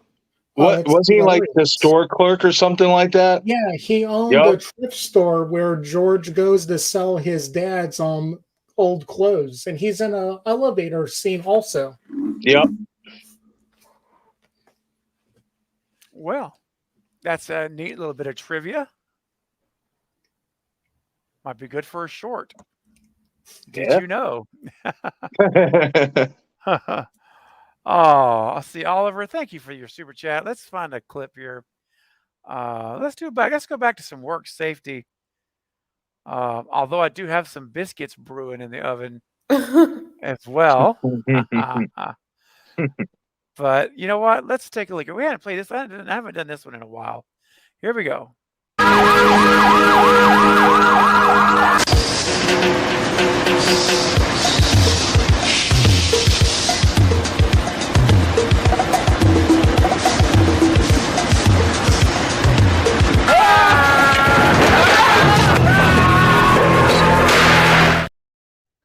Oh wow!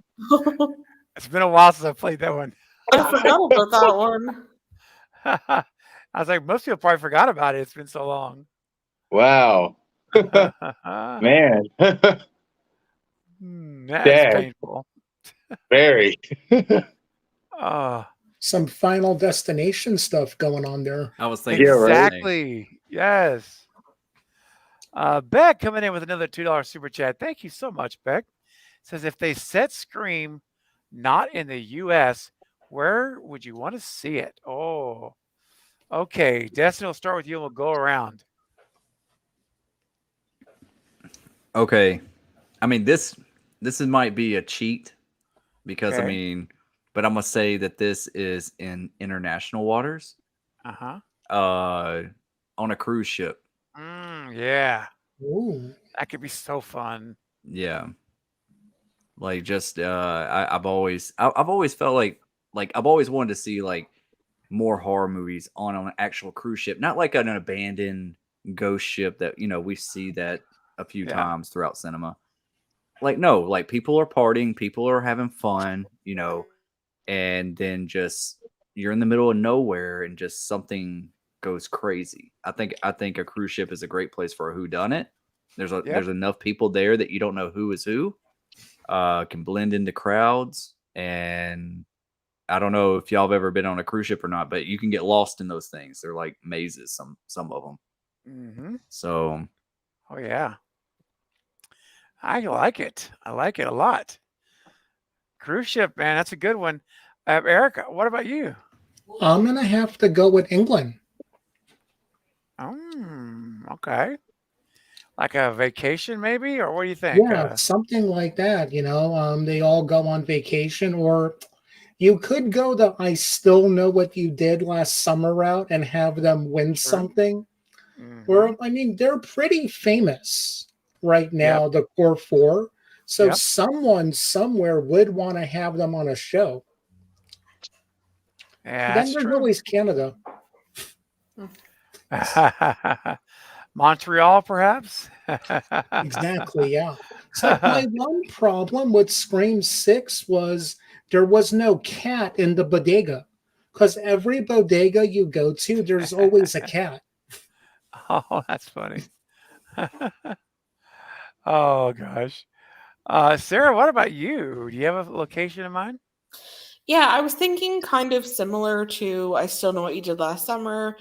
Maybe it's spring break, or maybe it's, end of university for them, and they all go on kind of a trip, and it's like a resort, and maybe not many people are there. There's a storm, or something like that. So maybe somewhere tropical.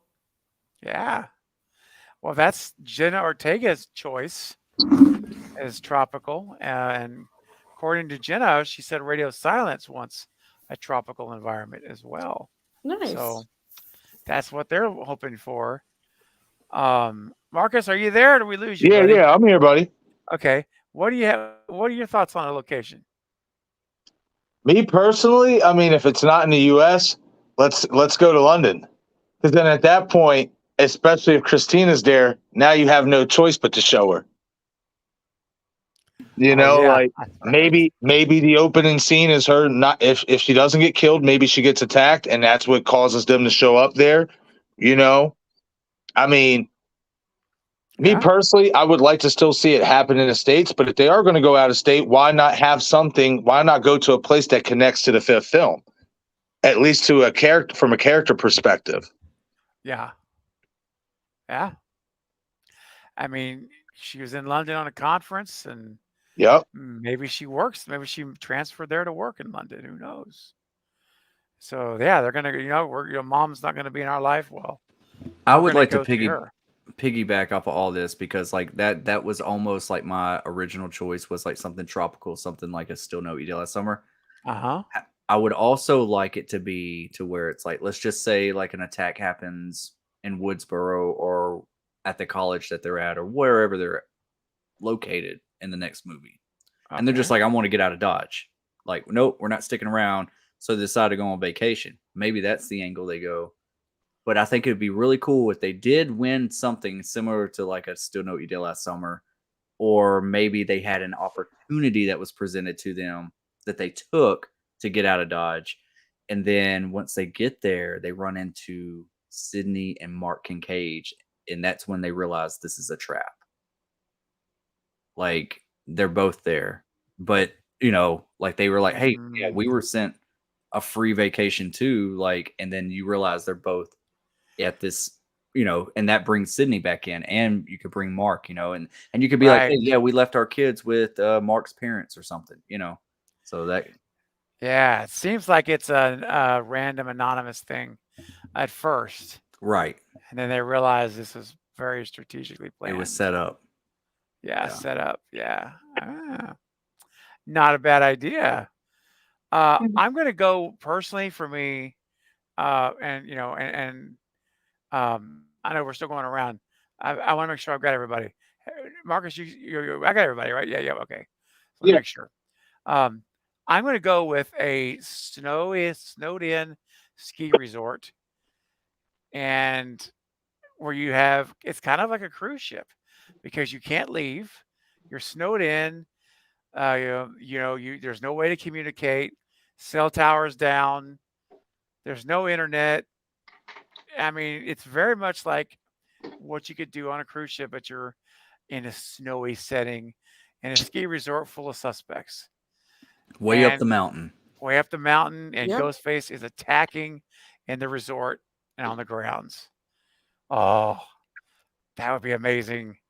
Seeing the black robe against the white snow and the blood slashing on the red. The red. Dude. I can see like a death scene, like say like a male and a female decide to go on, like, what are they, the carriers that are ski lifts? Ski lifts, yeah. I don't know what I'm thinking. But like, and he sabotages it some way to make them fall. Like, I think that would be cool. Yeah. It'd be awesome. Now, you could, like, they could fall down on the skis and stabs them through the stomach. Like they impales them on the skis. Oh yeah. Or like H2O, someone's got to get a ski right in the face. Oh yeah. Or the things they use to ski poles. Ski poles through the head. Oh gosh. Through the ears. I mean, dude, there's so many things I know.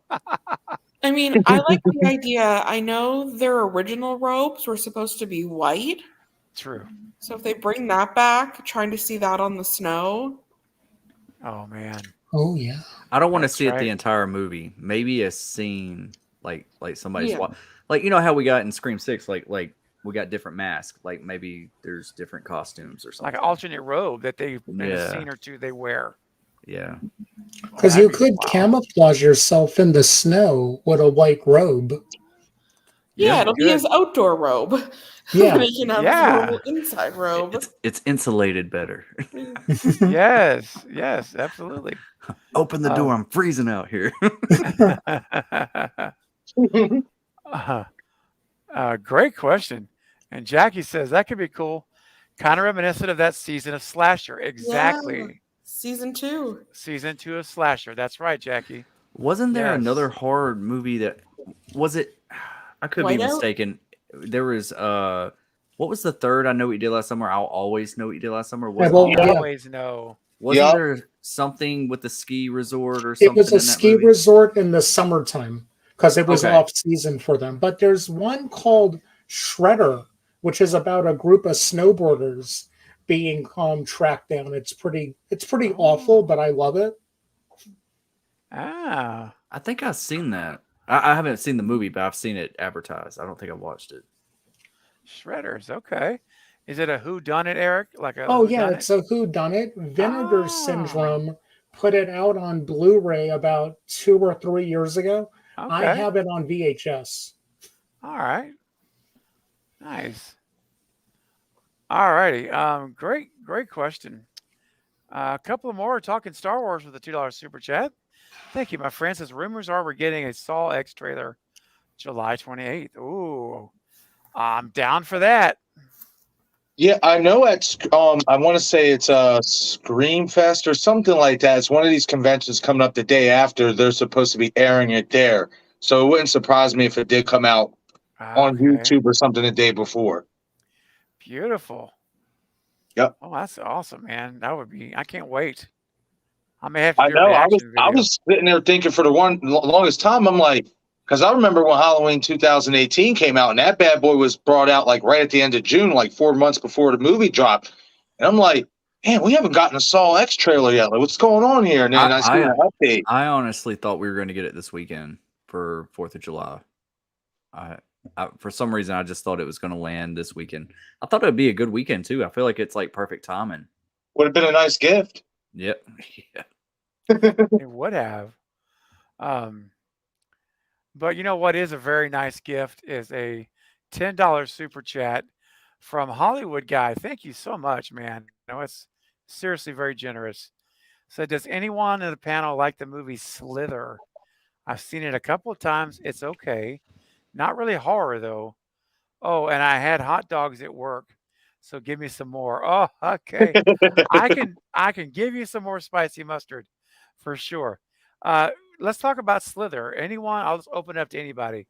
Anyone seen it or like it? Yeah. I've seen Slither. I really like Nathan Fillion, so I watch a lot of the stuff he's in. Oh, yeah. Yeah, it wasn't bad. It's not something I rewatch though. Okay. All right. Anybody else? Yeah, I watched Slither. It's pretty good. I mean, it's a little bit different, but I like it because it's quirky and it's kind of gross, so it's not bad. Yeah. Yeah, Okay. I remember seeing it in the movie theater, and this was like before I even knew who James Gunn was, and he went off to do Guardians and all that.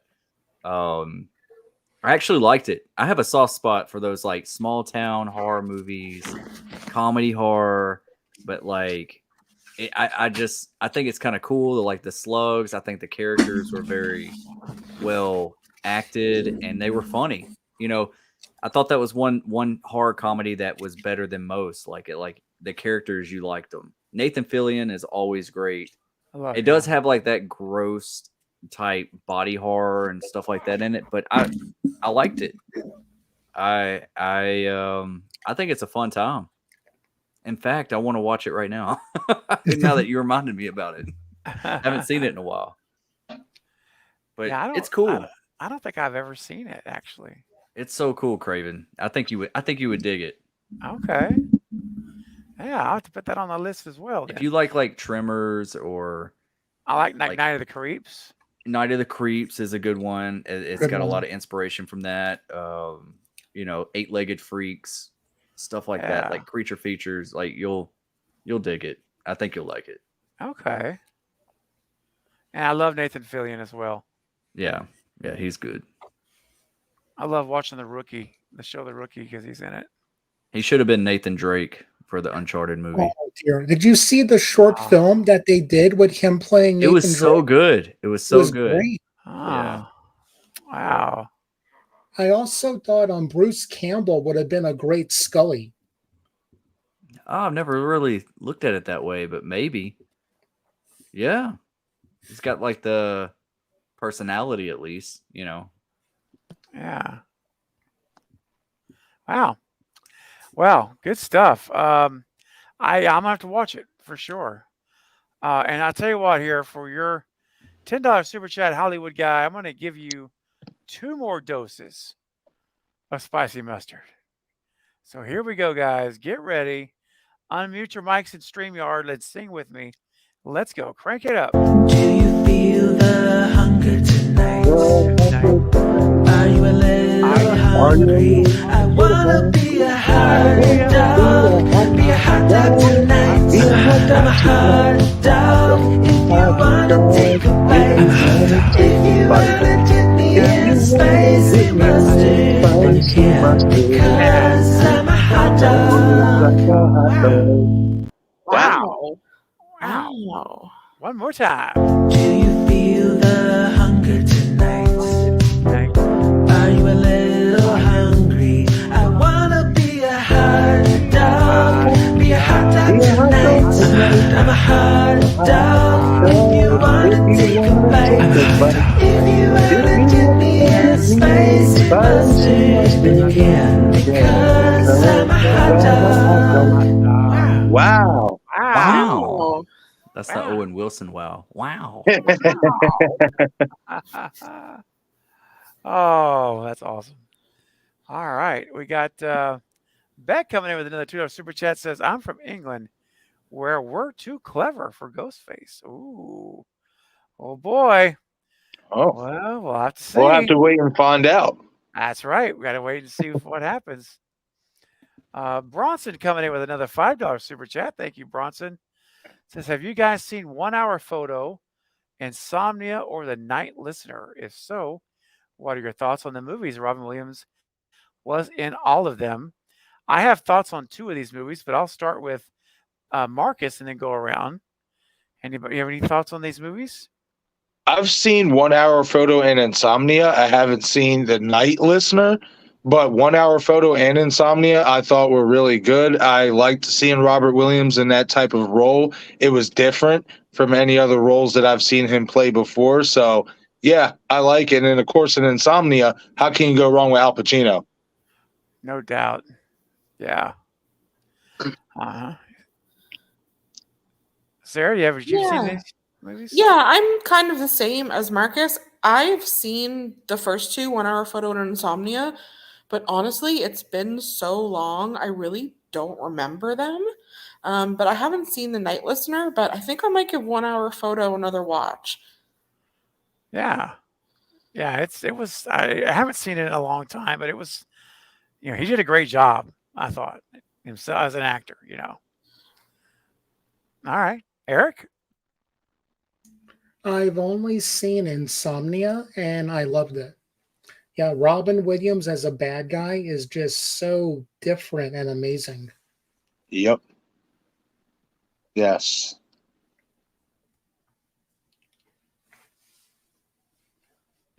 Heck yes, I agree with that. He is very different and amazing in those roles. He knows how to channel in his inner thriller, his inner sinister side, but he's subtle with it, and that's why I like it. Did you know he was the original pick to play Jack Torrance in The Shining? No, I did not know that. Yeah, that's who Stanley Kubrick wanted to go with, was Robin Williams. Wow. Yeah. Man, that would Nothing against Robin, though. I think he got it right with Jack Nicholson, though. I just can't imagine anybody else playing that role. Yeah, that's going to be hard to. I mean, I think that Robin Williams is a terrific actor, but I think Jack Nichols, whatever. You know what I'm saying? I think he just killed it, man. He just killed it.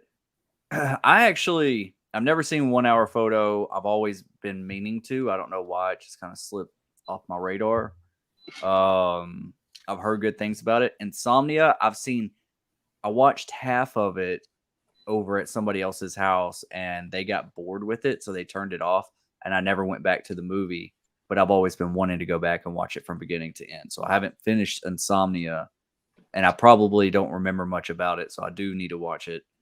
The Night Listener, I never heard of it before until now, and I'm looking it up, and now it's something that I want to see. So yeah, Robin Williams, man, I miss that guy. He was great. But I bet you I've heard great things about like his performances in at least 1 Hour Photo and Insomnia. So I definitely need to put those. I need to just check them out. There's just so much stuff to watch nowadays. It's like I get so sidetracked. It's like we have so much media to catch up on every day. We got so many different releases every week, and it's just like if it's not like right there in front of you, you kind of forget about it like these. And I bet you they were just really great movies. So I hate that I missed them, but I'll definitely try to watch them. So I really can't say if I like them or not. Yeah, I really enjoy 1 Hour Photo and Insomnia. I haven't seen The Night Listener either. I'm not familiar with that, so that's one I have to add to my list as well. Yeah. It's got a great cast. I'm looking it up right now. Yeah. Robin Williams, Toni Collette, Rory Culkin's in it. Oh, wow. Oh, snap. Oh, there you go. Oh, yeah, I knew Marcus was going to say something. I already know who the killer is. Let's go. Awesome, Bronson. Well, thank you so much. That's I love it when we're getting good movie titles and suggestions, and it's so cool to be aware of new stuff to watch that are really good. That's awesome. All right. All right, Bronson, good deal. And then let's see. Beck is coming in with let's see here, $2 super chat. Has anyone seen Spit on Your Grave? Oh boy. Yep. Yeah.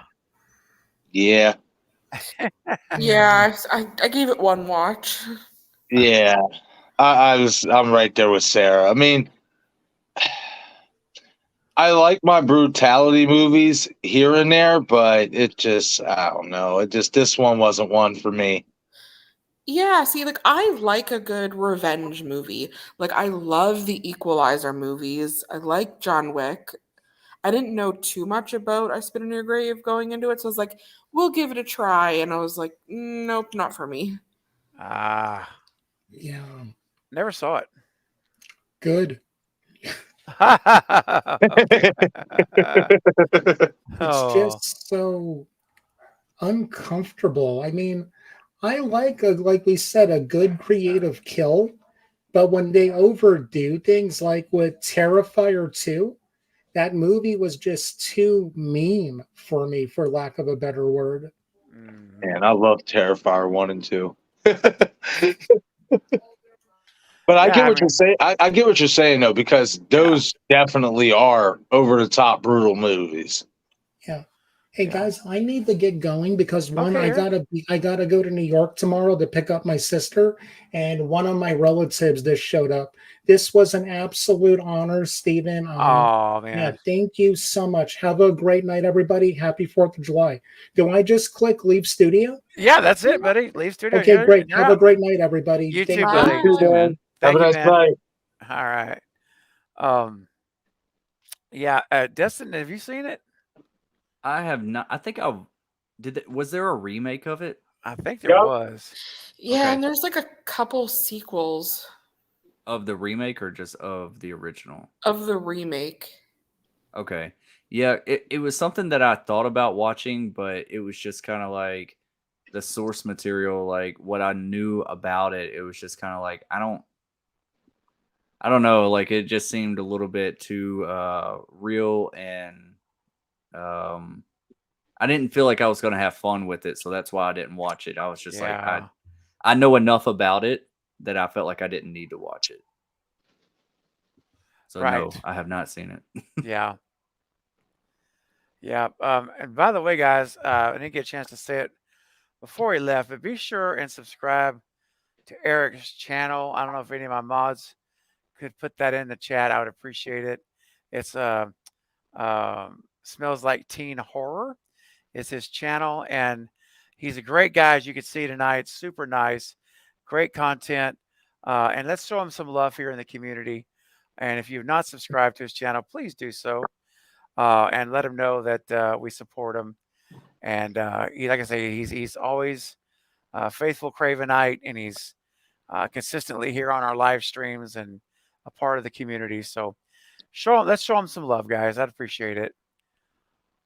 Good question, Beck. Yeah, that's one I have not seen, and I don't know that I ever will, honestly. It's probably not. Well, I don't know. Never say never, but Jen coming in. This is hilarious. I'm taking bets. Horror ranking starts on July 5th. Oh, Jen. We're getting ready to start, which is at least get a few done. We're not going to go crazy late tonight. But we'll get through a couple more super chats here, and then we'll do some rankings. At least get it started, and then and then we'll call it a night in a little while. Well, like I say, not crazy late. All right, thank you, Jan. That's very kind of your super chat, and you're probably not too far off, but we'll see. Jen's right. It's the 5th of July for me. Oh, it sure is. So she was right. So for Sarah is 100% correct. She nailed it. Oh, dang. Let's see. Bronson coming in with another $10 super chat. Wow. Thank you, Bronson. Says Flubber and Mrs. Doubtfire are my favorite Robin Williams movies growing up. RV was great. And Old Dogs are my least movie. Really, I liked RV. What is your favorite and least favorite Robin Williams movies? Oh. Wow. Well, who wants to start? I'll let you guys pick. Who wants to go first? Oh wow, there's so many. I know. What do you do here? I'll say this for me personally: the ones I've watched, I've never watched a bad Robin Williams movie. So, right. You know, there's a. Oh, go ahead, Sarah. I was gonna say, I will say I've never been like a Peter Pan fan, so I'll probably say Hook is my least favorite, even though like he was great in it, but those just aren't my movies. Yeah. But I love Good Will Hunting and I love Jumanji. Yeah. Yeah. Yeah, Jumanji's classic. Yeah. Oh, okay. I guess it's my turn. Yep. You know what? I'm gonna give some love to a movie that I don't hear a lot of people talk about, and it's Jack. Robin Williams and Jack. Okay.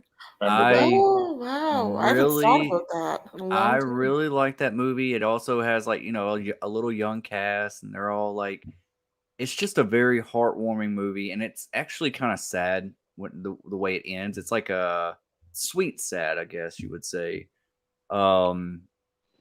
I just think that was a great movie. I think about it more than most. I love Mrs. Doubtfire, obviously. I don't think I ever like really was a kid that like got into Flubber, but Jumanji was great. But as far as like my least favorite, trying to think. I don't even think I've seen Old Dogs. I know I've seen RV, but I don't remember much about it. I don't know what would Robin Williams. I don't know. I don't know if I've ever seen a movie that I did not like of his. So it's kind of hard to like pick a least favorite one. It'd probably be the one that you like. For me, it would be like something that I wouldn't revisit or care to revisit. And I remember seeing this movie when I was really young, and it might be really great if I saw it through adult goggles. But it was a movie called The Fisher King. It was Robin Williams being like a homeless man. I would say that was like my least favorite just because it wasn't your traditional Robin Williams that, he grew into be and all that. It just, he was very animated and made us laugh. And The Fisher King, I don't remember really liking it. So, yeah. I don't know if y'all have even heard of that movie. I have, actually. Okay. I don't know that I ever saw it, but I've heard of it. Yeah. No, I've never even heard of it. My favorite his man, it's so hard to pick a favorite.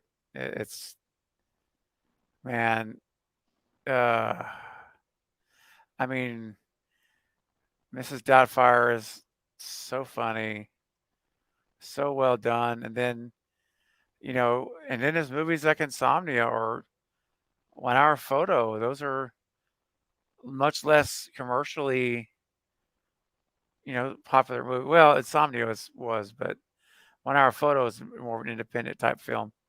But he did such a good job and such a dramatically different role, and so I'm with Destin. I don't have one that I don't really. I can't say that I didn't like it. So I'm gonna have to say Mrs. Doubtfire is maybe my favorite, maybe. But I also really love Insomnia and 1 Hour Photo. So I really don't have a least favorite that I can think of. Sorry to wimp out on you. I just don't have one. It's kind of hard when you say least favorite because he's done so much greatness. Very true. Really well said. I will say this, that a movie that a lot of people were going out to see that I watched and I just didn't care for. I would just say that I don't think it's a bad movie. Was Bicentennial Man, where he was like a robot. Oh, dude. Yeah, maybe I'll put that as my least favorite. I forgot about that. Yeah. Yeah. But can I put one movie on everybody's radar since we are on the Robin Williams movie thing? I wanted to bring back Jack because I feel like that doesn't get enough love. But also Father's Day with him and Billy Crystal. If you have not seen Father's Day, Robin Williams and Billy Crystal, it is so good. And I think it flopped, but it was a comedy that should have got more recognition. That might be a fun one to watch. I don't remember that one. I've seen it. It's just been a long time. So it's something I'll have to revisit. Yeah. Because I like Billy Crystal. He's another good one. Yeah. Yes. It's true. And it's just kind of cool. It's like a buddy movie. You know, they have to go on a road trip together, Billy Crystal and Robin Williams. And it's just, I just enjoy them two just interacting with one another. Nice. Well, Bronson, great questions. And thank you for the generous super chat. I think for a $10 super chat now, it's time to finally taste the biscuit for sure. So we're going to go ahead and grab the biscuits and get going. So crank it up. Here's your super chat clip for tonight on this super chat. Thank you. Wow. Toaster and Moose, man. Well, what's funny about that is right now I don't have a biscuit, but I am eating some garlic bread with chili. Well, they need to go and like sing in a Buc-ee's. Yeah, there you go. Yeah, that would be perfect in a Buc-ee's. If you guys don't know what Buc-ee's is, you need to come to Texas. I don't know what Buc-ee's is. Yeah, they're branching out. They're in Tennessee and Florida now too. Oh, really? Okay. Yeah. What's Buc-ee's? Oh man, it's about the ass shot.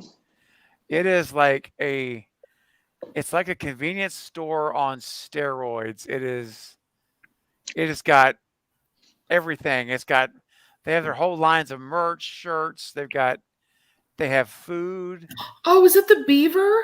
Yes, it's the Beaver. Okay, we don't have them here, but I've seen them in like American media. Yeah, they're like iconic in the South, Okay. and I think they started here in Texas, and now they're branching out.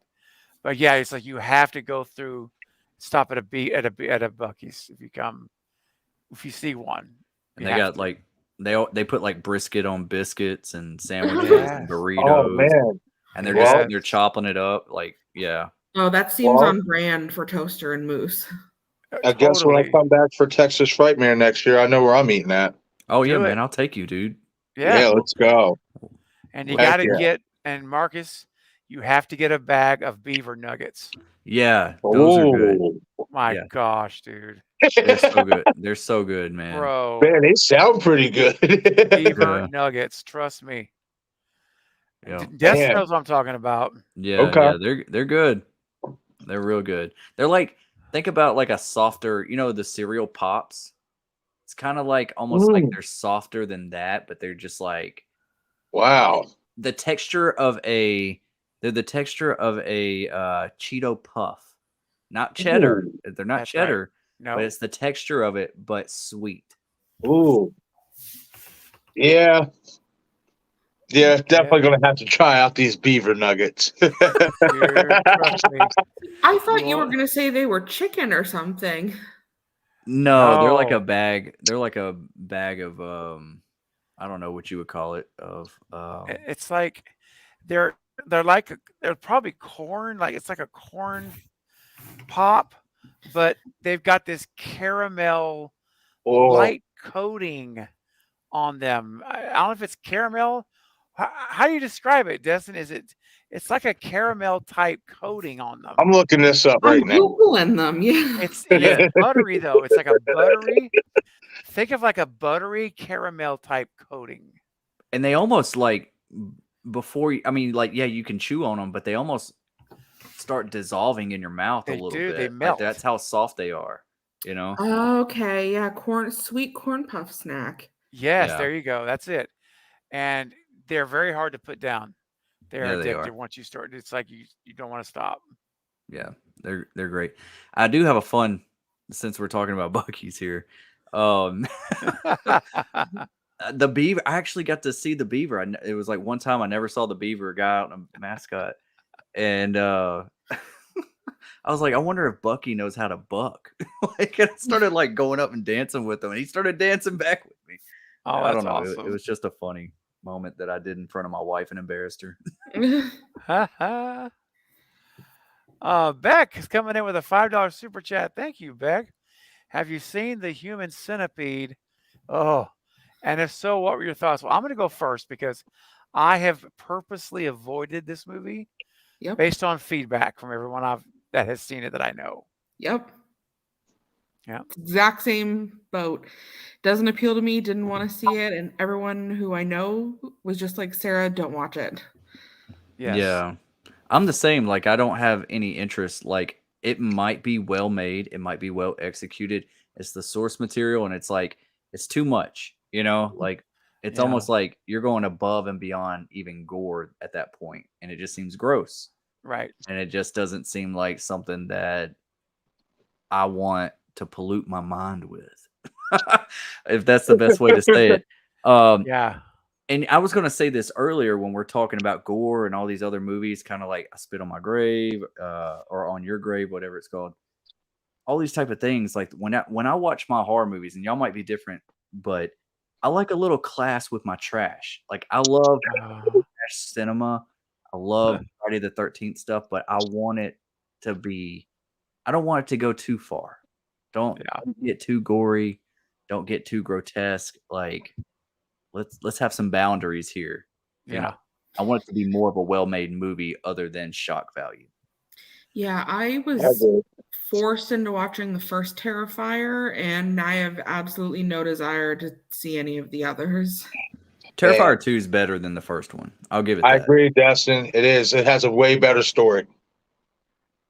Yeah. Way better. Yeah. I feel like Terrifier 2016 was the introduction to the character art, and then now we're just broadening the story of the character. Correct me if I'm wrong, because I'm not up on the whole Art the Clown thing, and I can watch it once or twice or something, but it's not my thing really. Right. But wasn't he introduced in a movie called All Hallows Eve? Yeah. He was introduced in that movie, but it wasn't like really focused on him. Okay. You know, in Terrifier 2016, it was gloves off. It's all about art.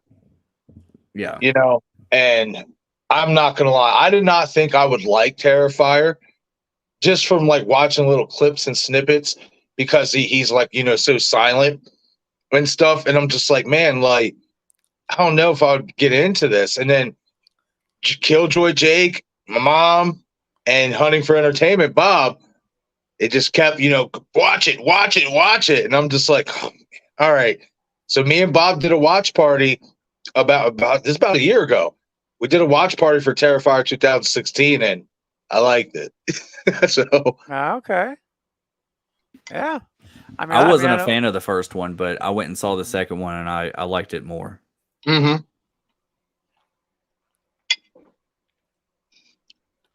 Two is definitely better.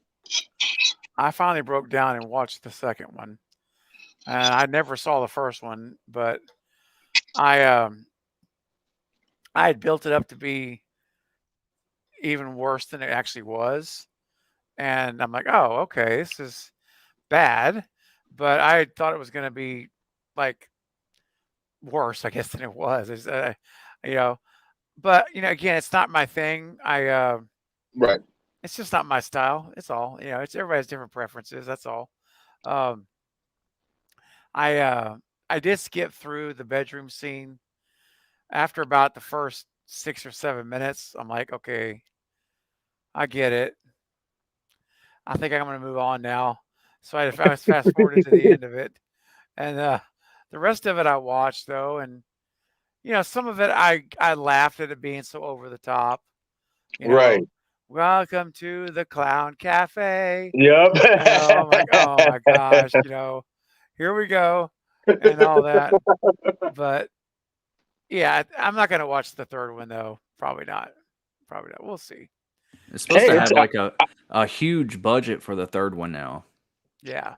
Yeah, I'm I kinda tell curious. everybody if you, especially if you don't like over the top gore, it's not for you. Right. Yeah. That's exactly right. No, not at all.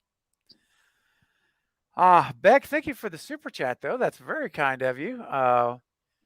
Appreciate that. And whoops, hang on a second here. And Bronson came in with the $5 super chat, said, I also like Patch Adams. What are your thoughts on this movie? There's no hurry to answer this question. Well, I almost mentioned Patch Adams earlier. Mm-hmm. I really did. I almost talked about that movie because it was a touching movie for me. And what do you guys think about it? Patch Adams with Robin Williams. Really good movie. Yeah. Definitely like heartwarming and all that stuff. Like if you were looking for a feel good, like inspirational type movie, yeah, it definitely Patch Adams is really good. Mm-hmm. Yeah, I like that era and that like vibe, for lack of a better word, of Robin Williams. Like I like the Patch Adams, the Goodwill Hunting, the Dead Poet Society. Like I like all of those. Yep. It was an era. That's a good way to say it. Yeah. I've actually never watched it. Oh. I've never watched Patch Adams. I remember when it came out and everybody was talking about it and stuff. Oh, really? For some reason, that was just until y'all just brought it up. I forgot about it. It's worth a watch. Destin, you should jot that down to watch with the wife, with the family. Yeah. Yeah, seriously, man. It'll get your heartstrings, buddy. Okay. Nice. Yep. Yeah, I definitely will. Bronson, thank you for that, man. Great movie. I love it. I really enjoyed it. It's been a long time since I've seen it, but it definitely made an impact for sure. Real quick, Jason the Nice One says, after seeing Terrifier 2 when the bedroom scene began, I had to leave the theater. I threw up in the trash can outside the theater door. Disgusting, not my thing. Ow, man. Well, I'm sorry to hear that, man. That's no one wants to have that experience on any movie. Well, at least it's a learning experience, if nothing else. Right? Yeah. You never know till you know. I've only had one movie that gave me like a similar experience, and it's a movie that I don't even think anybody saw. It was like a Netflix original. It was called Spell. No, never heard of it. Never heard of it. It was like a voodoo movie, and it made me physically nauseous, and I just I can't watch movies like that anymore. I'm getting old. I have a weak stomach now. It's all right. I can't, we all have different thresholds of everything. And, I always say this, know your limitations, know your thresholds. That way you can stay within your boundaries. And, like I say, the bedroom scene, like I said earlier, I had to fast forward the last 3 or 4 minutes of it just to get through it. I was like, okay, I've seen enough. But I think the Terrifier 3 has me a little concerned because of the higher budget. Because some of the effects, because let's be honest, some of the effects in 2, they kind of took me out of it because they were not very expensive practical effects. You could tell the prosthetics. You could tell it was fake heads, and stuff. Oh, absolutely. Right. And they did the best they could with the budget they had, but that helps take away the realism of it. But I'm like, when they have this big budget now, they can afford to spend more on practical effects. And now I'm worried it's going to be even harder, like more graphic. Well, speaking of that, like I thought that same thing, Craven, but I think that I could be wrong, but I think they're hoping that this is going to be like a a full theatrical release this time around. It is. Okay. And if they do that, they're going to be limited on what they can. Oh, they sure are. MPAA is going to. Yeah. Ooh, Yeah. true. So is it going to be, or are we going to get them? Are we going to get better story and better action, but like less grotesque, stuff? So I'm on board with that. If they go a little bit more mainstream with it. I honestly think you made a really good point with the story. I think that's what they're going with. You know what I mean? Because in 2, we got that backstory, and now they're going to expand upon it. I think it's still going to be brutal, but bringing up that rating, system, they're definitely going to be held back. So I definitely think they're going to transition into more storytelling. And they'll probably have like a director's or unrated cut, for the Oh, yeah, ones that want it. to see it. Yeah. Well, I bet you that's what they'll do. They'll have a theatrical cut. They'll release a director's cut with all the full gore they couldn't show. Yeah. Speaking of like alternate endings and theatrical cuts and stuff, do y'all think we're going to get the deleted scenes in Scream 6 when physical media comes out? I would think Already got so. my. Well, there's already deleted scenes if you buy it digitally, like on Vudu or Amazon or something like that. Oh, see, I'm not gonna lie, I didn't know like the streaming platforms offer that. Amazon You does not. I bought it on Amazon and it's not there. Oh yeah, if you go on Vudu, I have like Vudu all does. the behind the scenes stuff. It's got so many special features, deleted scenes, bloopers, so much stuff. Normally that's the same stuff that's going to actually be on the physical release. Yeah, but I pre-ordered the Steelbook a while back. I have like all of them in Steelbooks now, except for Scream 3. I don't have Scream 3 in Steelbook or 4. Okay, so I lied. I have a few of them. Gotcha. But yeah, you can watch.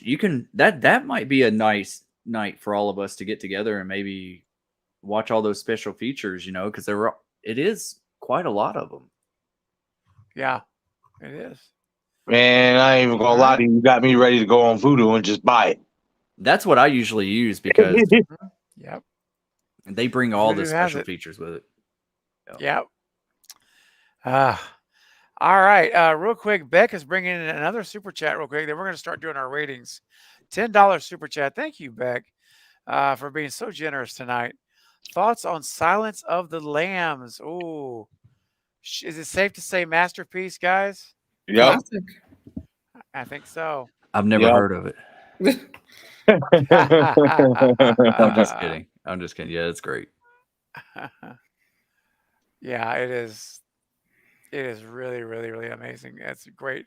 What a great performance by everybody really. And what's his name? Anthony Hopkins. Hopkins, thank you. Yes. Yeah, Anthony Hopkins. Wow. And Jodie Foster did good too. You know something though? You know who doesn't get credit as a Hannibal Lecter because Anthony Hopkins absolutely slayed it and he's known for Hannibal Lecter? But Brian Cox in Mindhunter. And what was it? Was it Mindhunter or not Mindhunters? I know that, but it was a Hannibal Lecter movie. It was basically Red Dragon, the original version of Red Dragon before it got remade. I know what you're talking about. It had William Peterson in it. William Peterson in it, yeah. Hold on, I'm going to try to look it up real quick. I remember.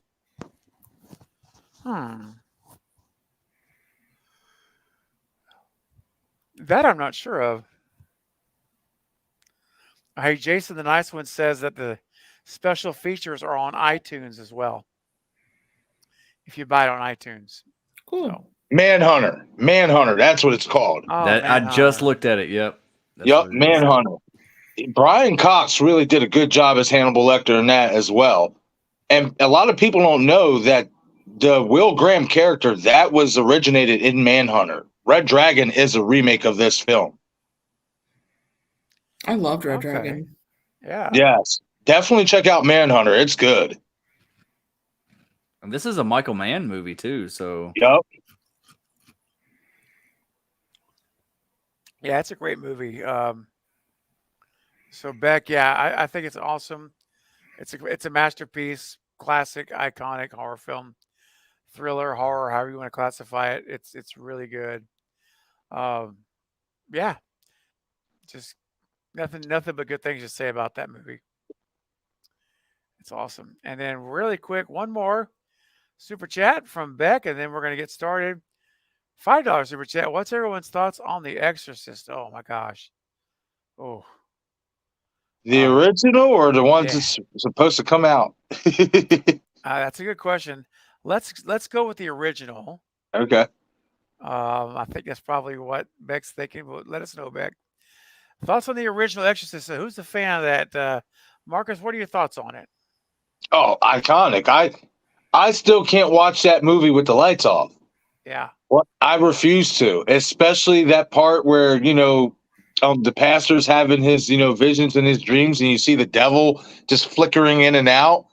I forget what her real name is, who plays that role.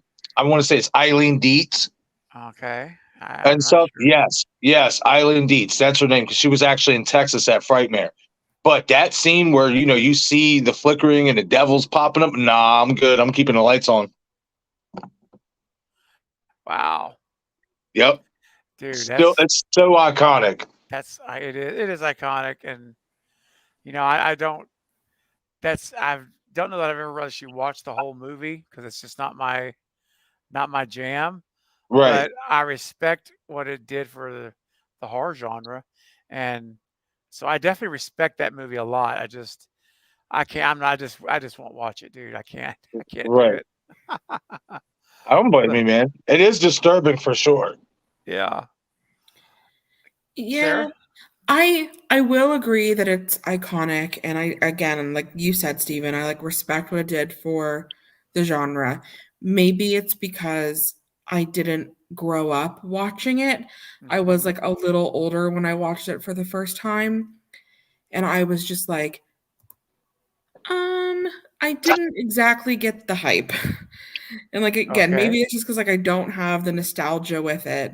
Right. But I appreciate it for what it is, and I will give it all the respect it deserves.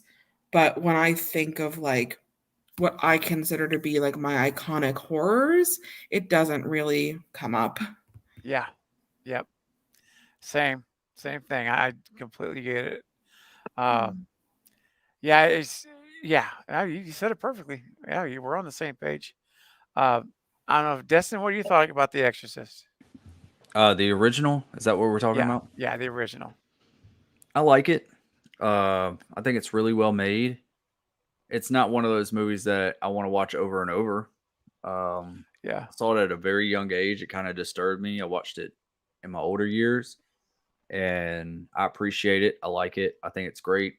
But that's just another movie that it's like a one and done for me. Like it's gonna stick with you. So it's like really, other than that, I don't really think it has anything else to offer. So yeah, I will say this about it. They definitely could have did a lot more trimming in terms of runtime because it was so long. And I just felt like there were certain scenes that really didn't need to be in there to make the movie that long. What was like almost a 3-hour movie? Wow. Yeah, it's long. It's especially long movie. Yeah, especially the one they brought back to cinemas and put extended extended cuts and stuff. Yep. Wow. Yeah, it's definitely. I'm gonna put it this way: it's one of those slow burns that you can get lost, and you probably will end up falling asleep. I have heard the TV show is good, but I haven't watched it. Oh man, that first season. Good things, yeah. That first season, it's really good. Like Gina Davis killed it. Absolutely killed it. Definitely check it out. The first season only, though. The second season, it doesn't tie into anything with the original movie, nothing. The first season ties into everything about the original movie. Oh, wow. Okay. Yes. Yeah. I like Gina Davis. So yes. Check it out. Very underrated actress. Wow. All right. Very cool. Well, there you go, guys. Thank you again, Beck, for your generous super chat.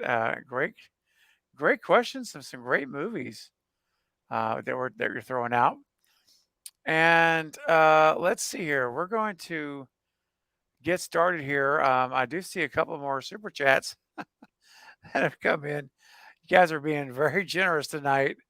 We are going to start the ratings so we can get started on that. I want us to at least get going on that. But I will pull up Bronson sending in another $10 super chat. My goodness. Thank you so much, my friend. He says, I've shared this with a lot of people. Even though Mrs. Doubtfire's PG-13, Robin Williams improvised so much during the making of the movie. There were PG, PG-13, R, and NC-17 edits of the movie. I've heard this. Oh my gosh. Oh man. Whoa. Could you imagine getting a copy of the NC-17 edit, what that would sound like? Oh my goodness. Dude. I probably wouldn't even want to watch that version, to be honest with you. I probably wouldn't. But the R rating, well, I would like to. It's like I would want to just to hear it, to see it. But probably one and done. Yeah, it wouldn't feel the same. No. It would change the whole feel. You're right. Yeah, definitely.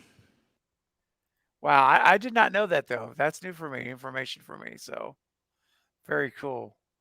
I wonder if those edits are still out there somewhere. Man, someone has them in a vault. It's possible. Oh, it's absolutely possible. I mean, especially if you look hard enough and stuff, you can even find scripts for Scream, that they were going to use, but basically like the scrap scripts, you know what I mean? Like duds. That's right. Yeah. Yeah. That's so true, man. Sweet. Bronson, that's awesome. That's awesome, man. And real quick, we're going to start. Last one in the queue is Bronson with another $10 super chat. Thank you, my friend. My goodness, I really appreciate your generosity. Have you guys ever seen What Dreams May Come? Jacob the Liar, Death to Smoochie, Man of the Year, License to Wed, and World's Greatest Dad? If so, what are your thoughts on these movies? Wow. I've heard of a lot of these. Yeah, I'm with Craven. I've heard of a lot of them, but I don't recall watching them.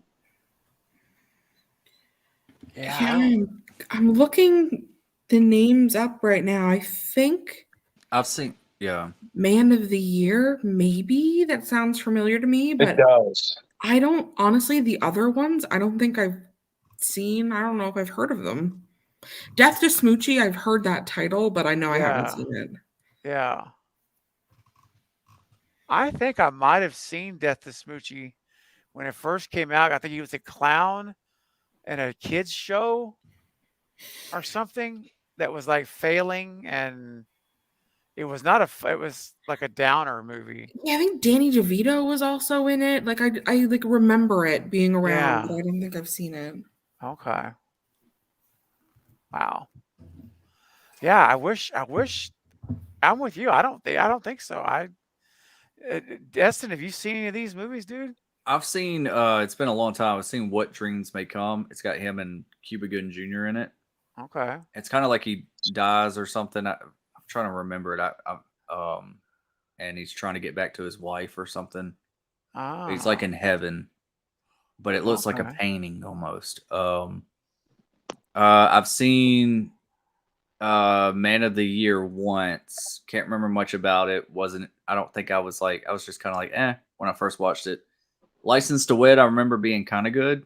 Like, I think that one it's like he's like the preacher that's going to marry these, I think it was Mandy Moore, and it might have been was it John Krasinski? I think that was the first time I ever saw him. Well, I got to look this up. But anyways, he was supposed to be the preacher, but he was like very intrusive, and he was just a goofball. Okay. So I did like License to Wed. World's Greatest Dad, I think I've heard of it, never seen it. Death to Smoochie, I've heard of it, never seen it. I never even heard of Jacob the Liar. Okay. Marcus, how about you, man? Any other insight or you want to share? Nah, yeah, like I said, I've heard of Man of the Year. I think that's the most recognizable one, but outside of that, like, no. Okay. All right. Okay. Well, I'll tell you what we'll do then. We'll thank you, Bronson. And I know that Sarah's fixing to have to head out, but before she does, and Sarah, I'm so sorry we didn't get to the ratings while you were. I feel so bad. No, You're that's having okay. Oh. But before you leave, let me play a workplace clip for you. Ooh, lovely. Do you have a preference of anyone in particular, or just want me to pick one? The oxygen tank that flies across the you know what I Yes, mean. I do. Okay, here we go. Let's see here. This is the super chat clip here this is for Sarah as well. Here we go.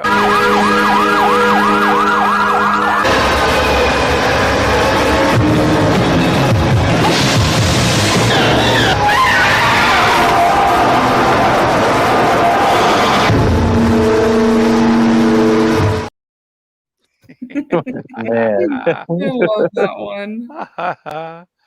Oh my gosh. Well, let me just tell you, Sarah, thank you so much. And again, I'm so sorry we didn't get to start the ratings with you here. I feel bad about that. No, I'm happy to be here. I love the conversations. I knew it was a little late anyway, starting for me. I know our time zones are Right. so different, but True. I'll definitely will catch the replay. And yeah, no, Okay. I had fun, and I hope you're feeling Yeah. better. And it was nice to see Thank everybody. you. Absolutely. Same to you, Sarah. Take care and have a good week at work. And Thanks. I'll be in touch with you soon. Sounds good. Talk to you All guys right. later. All Bye, right. See you, Sarah. Sarah. Bye. Bye. All right, guys, let's do some ratings here.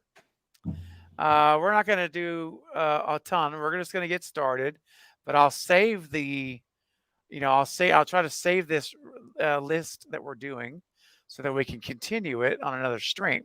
So we'll keep our progress. But it is getting late for everybody, and me to be included, unfortunately here. So can't go too much longer, but I do want us to at least start tonight on our horror villains and icons rankings. So here's what it's going to look like. Let me get the screen up. There we go.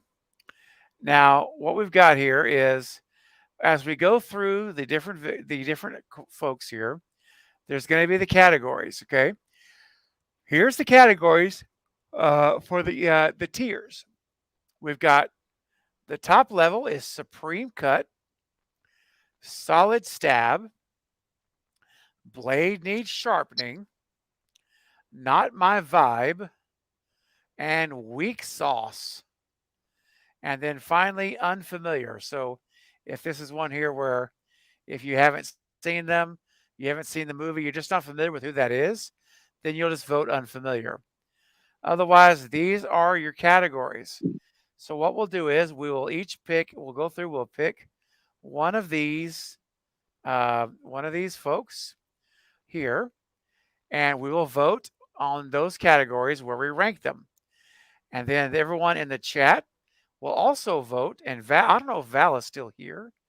Val, I know it's late. If you let me know, Val, if you're still here or not. If you're not, that's cool. Just wanted to check.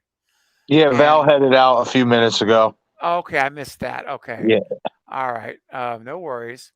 So I don't know if there's anyone here that would like to keep track of the votes for the live chat. Someone would need to count them up. I got you. You got it, Marcus? Yep. Okay, Marcus is going to do the vote counting for us. And then the majority vote is where we'll put the rankings as the consensus. All right. So on that note, let me go back up here. Let's go ahead and Destin, you pick our first horror villain /icon that we're going to rank tonight. Oh, okay. Just anybody, huh? Yep, any one of these. Let's go with Norman Bates. Ooh, nice. Ooh. Norman Bates is who we're going to be ranking now. Here are our categories. So, Destin, you start us off. What category will you put Norman in? I would definitely put him in Supreme Cut. Okay. Marcus? Yep, I'm with Destin. Supreme Cut. All right. And I'm also Supreme Cut. So, Supreme Cut for the panel. And everyone in the chat, please vote now. That's right, Jen. 2 minutes to spare. We started on July 4th, just in time. All right. Oh, I see lots of Supreme Cuts coming in. Yeah.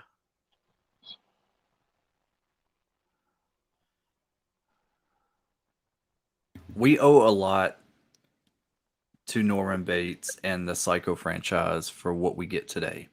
Oh, yeah. 100%. That'd be a great watch party, too.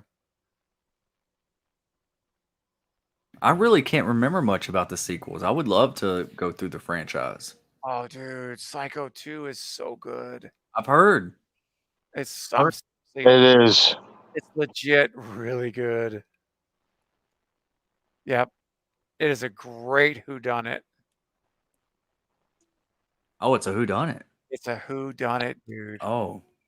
Steven, is that that's the one with Meg Tilly, or is that the next one?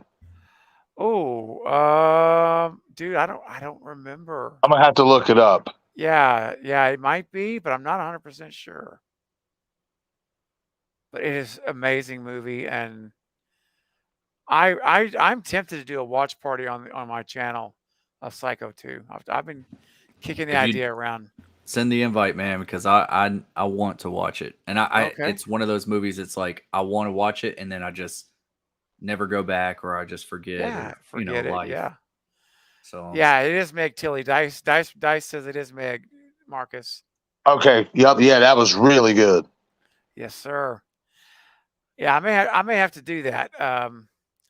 And I'll definitely want to have you on the panel, Destin, for a first time watch. Awesome. That would be awesome. All right, Marcus. I think Supreme Cut wins, right? Yep. Okay, we're gonna call off the voting, and Supreme Cut is Norman Bates, rightfully so.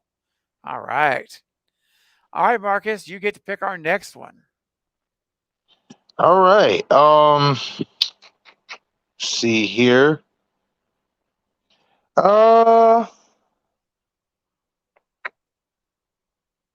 Let's go with Patrick Bateman. Ooh. From American Psycho. Yep. Played by Christian Bale. All right, guys. Start voting in the chat for Patrick Bateman from American Psycho. Destin, what are your thoughts on Patrick Bateman? I like it a lot. I really do. I mean, it's great. I really do, but I can't get him to Supreme Cut. It's gonna have to be a solid stab. Okay.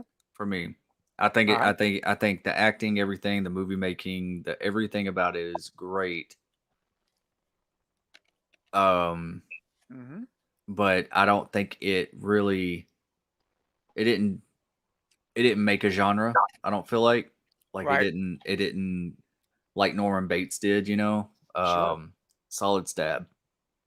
All right, that's fair. Marcus, what do you think, man?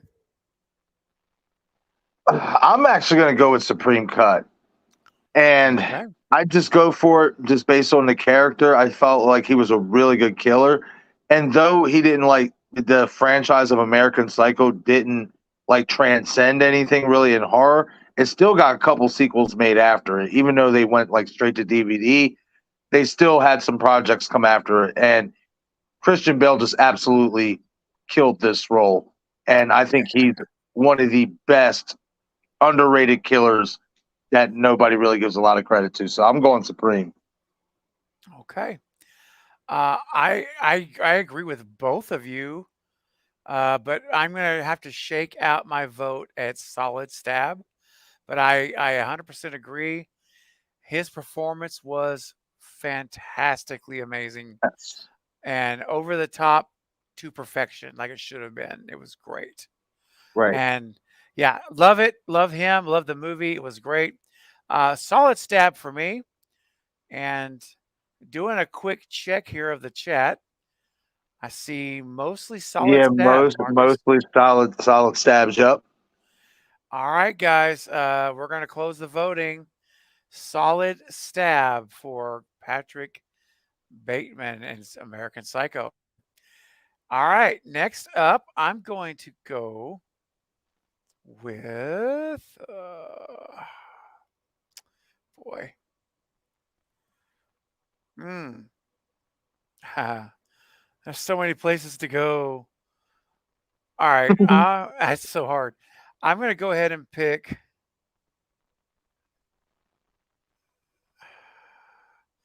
I'm going to pick Brandon James from season 1 and 2 of Scream, the TV series. Yeah, will be different. And I'll start the voting off. I'm going to go. Oh, this is, man, the Screams, those 2 seasons had some great kills. Yes. Bro, I may take some heat. This may be a hot take, but I'm putting Brandon James as a solid stab. Yep, I'm doing it, man.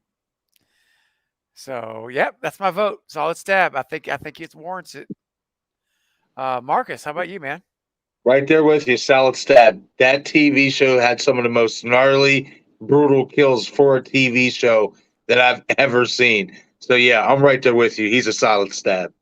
Yeah. All right, Destin. Yeah, I'm with y'all. Solid stab. I was sitting here thinking, I was like, you know what? It was way better than I ever expected it to be. It's definitely solid, and the kills were great for a TV show. They really were. I was shocked that they got away with some of those stuff on cable. I was like, dude, I felt like some of the times I was watching it, in a theater or something. There was one kill that kind of like reminded me of something out of Saw. I was kind of like, I know the one you're talking about. I know the one. I'm like, dang. Yes. Yes. Charlie says, I haven't seen this TV Scream. Is it worth a watch? Yes, indeed. 100%, Charlie. Watch the first 2 seasons. You want to watch the first 2 seasons for sure. I mean, I would say watch the 3rd season too. Watch them all. But my personal favorite, I don't know about you guys, the first 2 are my personal favorite. Agreed. Yeah. And speaking of Charlie, who just asked the question, Charlie just became a channel member right now as well. Well, Charlie, thank you so much, my friend. That is amazing. Charlie just became a Final Cut channel member. Welcome, Charlie, to the inner circle of the Cult of Craven. You now are not only a subscriber and a viewer, you are now in the inner sanctum of the Cult of Craven and a part of the family of this channel. Your name is now green. You have the skull logo, which tells everybody here that you are a part of the inner family of this channel. And I appreciate you. Thank you so much. You will be getting an invitation for a members only watch party later this month, as well as any private chats that I will have, live streams, and early access to videos this month. So welcome. Glad to have you as a channel member. I very much appreciate it. All right. Very nice. Very nice. Okay, guys. And Charlie says, I'm learning about horror. So thanks. Well, you know what, Charlie? You're at the right place. Make yourself at home because this is where you can get your PhD in horror. right here. All right, Marcus, how are we doing, man? Where's Solid stabs 1. Okay, solid stab for Brandon James. All right, let's start back with Destin. Who are you picking next? Let's see here. You know, it's 4th of July. Is it still the 4th right now? It still is in Texas. Let's go. It just eclipsed to here in PA. Let's go with I Know What You Did Last Summer, the Slicker. You're right there, right above Pennywise. It was here, right? Yeah. Yeah. Okay, guys. I Know What You Did Last Summer, Slicker Man. And Destin, what is your ranking? You know, if we're basing it off, are we basing it off the killer like from all the movies or just like the first one? I mean, I would say overall as a villain. Okay. Yeah. I got you. I want to say solid stab because you know what? Yeah.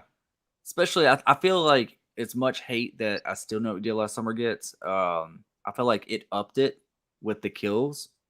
And that's what really made that movie shine. I'm gonna say it's a solid stab as well. I really like I Know What You Did Last Summer. I think it's a cool killer, and they got some really cool kills, especially in that second film. There's a couple good ones in the first film too, but as a killer, like hell yeah, solid stab. Okay, solid stab. Okay.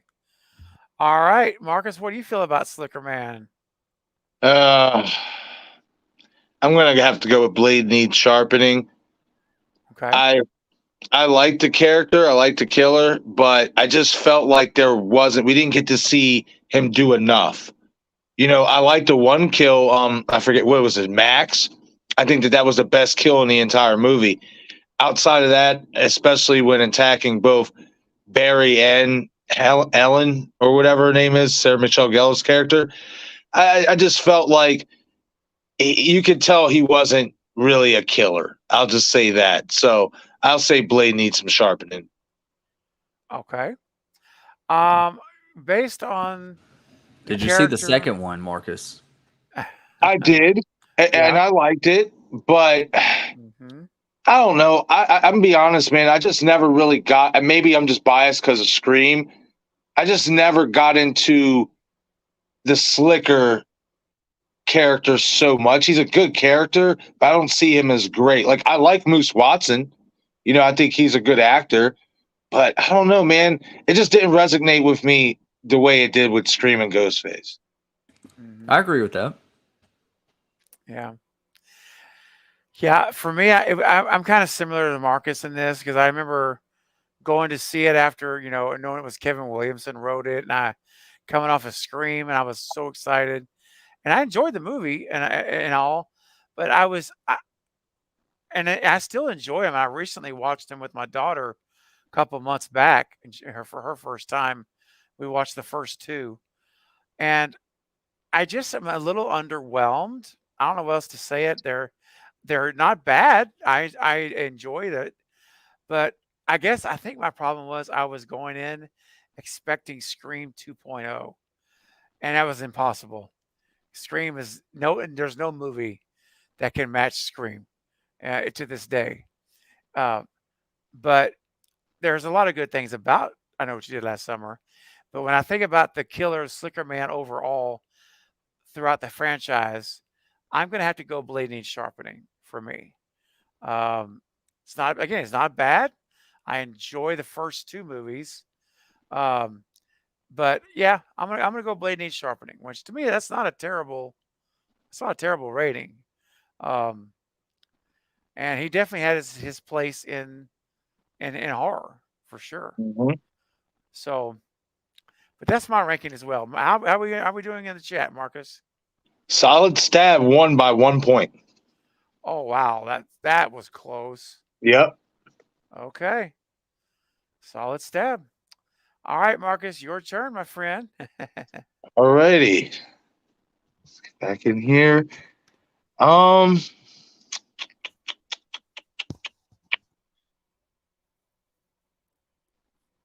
man, it's a great list. So many to choose from.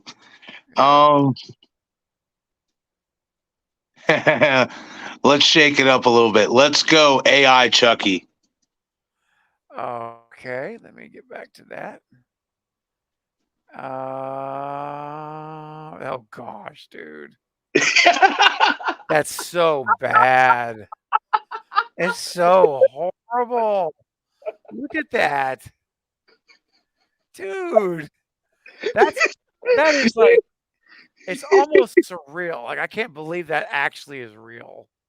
I know. Really, dude. Yep. Okay, well, I know what my ranking's going to be, but yeah. Marcus, you start us off, and then I'll go, and then Destin will go. Yeah, weak sauce. Absolute weak sauce. You turn Chucky into a robot who shoots out lasers. Come on, man. Like now the voice, Mark Hamill did a great job, Right. but just this whole entire direction with making Chucky a robot, it takes so much away from the personality of what the actual Chucky character is. And I felt like just making that movie without the blessing of Don Mancini was kind of a slap in the face. Yeah, that's true, man. It's true. I agree. I'm joining you on that, my friend. I have to go weak sauce, 100%. Yeah. You said it all, buddy. It's. I mean, just that picture alone is all I need to say. Weak sauce. My gosh, Destin, are you changing the boat here, man, or what are you feeling? I'm kind of like mixed on this a little bit because, like, obviously I love Chucky, and the look and the vibe of it was just not right. I do like AI gone wrong. I think with the way they did Chucky, there's certain things that I do like about that remake, but there's some things that I really don't like about it. So I'm like in between, not my vibe, but weak sauce. I feel like it had potential. Okay. Just didn't reach it. Okay. So I might have to join y'all with weak sauce just because even if it did reach it, it might just not be my vibe, but I can't even get it to there really. It's because it could be my vibe with the tone and with the ideas of AI and all this kind of stuff. But the execution was weak. So yeah, weak. And it's not how I like my Chucky. Hashtag not my Chucky. Hashtag not my Chucky. Yes. Yeah, 100%. So we're going weak sauce on the panel, and let's see how's the chat looking. From what I can see in the chat, it's looking like more weeks than anything else as well. I did see a couple not my vibes. Some has not watched the Chucky franchise. Okay. So, but it looks like week is the general, pick for everybody. All right. Okay, we're gonna go ahead and move it. Calling it. AI Chucky is weak sauce. There it is. And real quick, Charlie says, "This is my first time watching your live stream, even though it's 5 a.m. here in the UK." Oh man, that's amazing, Charlie. Well, welcome. I'm so glad you're here, and welcome to the live stream, and welcome to the inner circle as a member of the channel, and just so glad you're here, man. Make yourself at home, and I try to do a stream 3 times a week, so hopefully you'll becoming a regular here and becoming a part of the community because we have a great time, man. So glad you're here. It's awesome. Okay. And Charlie and Jamie's here. Jamie Hart is here. What's up, Jamie? What's up, Jamie? Very, very good. All right. Let's see who we got next here. And I do have some super chats to get to in a little bit from Bronson. So Bronson, I do see your super chats. Hang tight. We're going to get through a few more characters here, and then I'm going to end the string with your super chats, okay? Who's up next to pick? Distant, I think, right? Yeah, I Is it believe. me? Wait, Who went first last? Destin or Marcus? I went last because You I went picked last. AI Chucky. Yeah. Okay, so I'm up next. All right. All right. I'm gonna make this one real easy. Ghostface from the movies, my friends. Let's do this thing. This is 100% Supreme Cut without question. I need to say no more. Supreme burrito cut. Yeah. Yeah. Taco Bell Supreme Burrito, whatever you want to do. It's Supreme all the way. Marcus, you're up next. Your vote? I'm with you. Straight carne asada steak, however they say it at Taco Bell. The cream of the crop, Della la creme, filet mignon. Yup, Supreme Cut. Yes, 100%. They got filet mignon at Taco Bell. Well, I gotta they get my like to ass to a Taco Bell. advertise it like they do. Yeah, they do try Yeah, to they do. sell it. Take outside the bun. Yeah. Destin, are you? I'm assuming you're Supreme Cut or no? Absolutely. Okay. All right. I actually would say put it above Supreme Cut. I know, right? Like it should be up there even higher. Yes. All right, everyone in the chat. Let's see what we got here. Supreme Cuts wins. Yeah. All right. I knew that one would go pretty quick. Look at those two side by side. That's beautiful. I will say I'm shocked we had one solid stab. Yeah. Never thought I'd see that for Ghostface. Yeah, that's true. Okay. Let's go ahead and go back to Destin. Last round, guys. We're going to do one more pick for each of us. Then I'm going to do the last super chats, and we're going to call it a night. Okay. Last pick, Destin. Make it a good one for tonight. All right. Well, if it's got to go, it's got to go with we got to go with Freddy Krueger, the original. Okay, the original. All right, 84, or the original Freddy up before Nightmare. So that's 1 through 6, right? Yeah. I think New Nightmare is 7, the 7th movie. Yeah. So 1 through 6. All right. Start us off, Destin. Supreme Cut. Yeah. He's the when I look at the Mount Rushmore of like the main horror villains, he's right there in the center. I think he's the rock star of horror. Yep. 100%, man. He is the rock star of horror with his own merchandise line. 100%, man. All right, Marcus, what do you think? Yeah, Supreme Cut, icon, legend, you name it. Definitely deserves to be in Supreme Cut. All right, I agree. Supreme Cut for the panel. And the chat, I just looked down and Yeah, Supreme Cut, yep. Supreme everywhere. Okay. That was easy. And they should be right side by side. A little Wes Craven love beside each other. I love that. Yes. All right, Marcus, your final pick for tonight.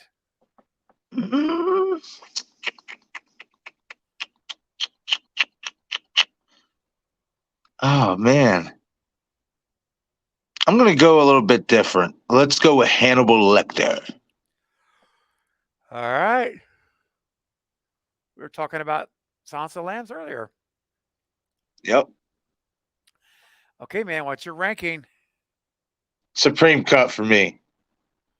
Like, the dude is just, he's literally the definition, well, the rhyming definition of an animal. Like, and he's so, but what I love about the character, he's so smart and he's so witty that he presents himself to you as endearing that you would not suspect him to be the type of guy he is. That's right. That's right. And like the most lethal, yes, scary people are that way. Yes. Yep. Okay. I'm gonna put Hannibal Lecter at Supreme Cut too. Yeah, I think so. He's earned it in my book. Destin? All right, I'm struggling with this one, y'all. Okay.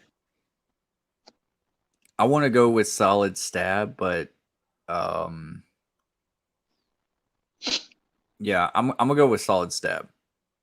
I'm gonna also be like, it's like not something that like I'm super obsessed with, like a huge fan of the Hannibal Lecter, Silence of the Lambs. I like the movies, but I feel like I watched them once, and it's like Yeah. it's a movie that's kind of like it sticks with you, but it's not a movie that I want to go back and rewatch or anything like that. And I think the character is awesome. I think it's awesome. I just want to see them do more with them. Yeah. Okay. Yeah. So yeah, it's a solid stab. But it also I want to see them do more with them if they bring it back. So I can't get it to Supreme yet. Oh yeah. Okay. Oh, that's fair. All right. And then the chat, I see. I'm not gonna lie, it looks like it might be a tie. Oh. Yeah, I'm going through it now. Solid. 4 solids. Yeah, it looks like a tie, 4 each for solid and supreme. Is that including our 3 votes on the panel?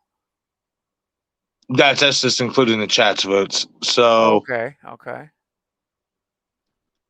So you and I are doing Supreme. Yeah, so y'all got it. So then I about to say Supreme wins it then. Supreme wins. Okay. That was close though. Yeah. All right. My final pick for tonight. Oh man, I have to do it. She's a boy. Angela from the Sleepaway Camp. And I'm giving my girl Angela, or my guy Angela, a solid stab. Because, I mean, I didn't see it coming. And I know Destin didn't see it coming because I saw his reaction live.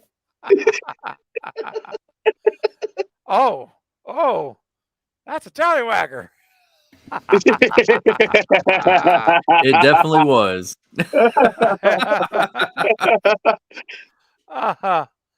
Oh man, I'll never forget that. Video All right, has Mark, got that clip has gotten so many views on TikTok. I put on TikTok. Yeah, dude. Oh my gosh. Marcus, what is your feelings? What are your feelings on Angela? Man. You know what? This might be a hot take, but just because of not just because she was a great killer in the movie, but because of that reveal being so shocking, I think you got to put her in Supreme Cut, especially also with how much love that movie has gotten over the years, like how popular. Yep. Yeah, I got to put her up there in Supreme Cut. That's one of the most shocking endings to a horror movie I think we'll ever witness. Oh, Jamie. Yeah, I can imagine it was unforgettable seeing that on the big screen in I a saw it on a theater. small screen. And it's unforgettable even on the small screen. Yeah.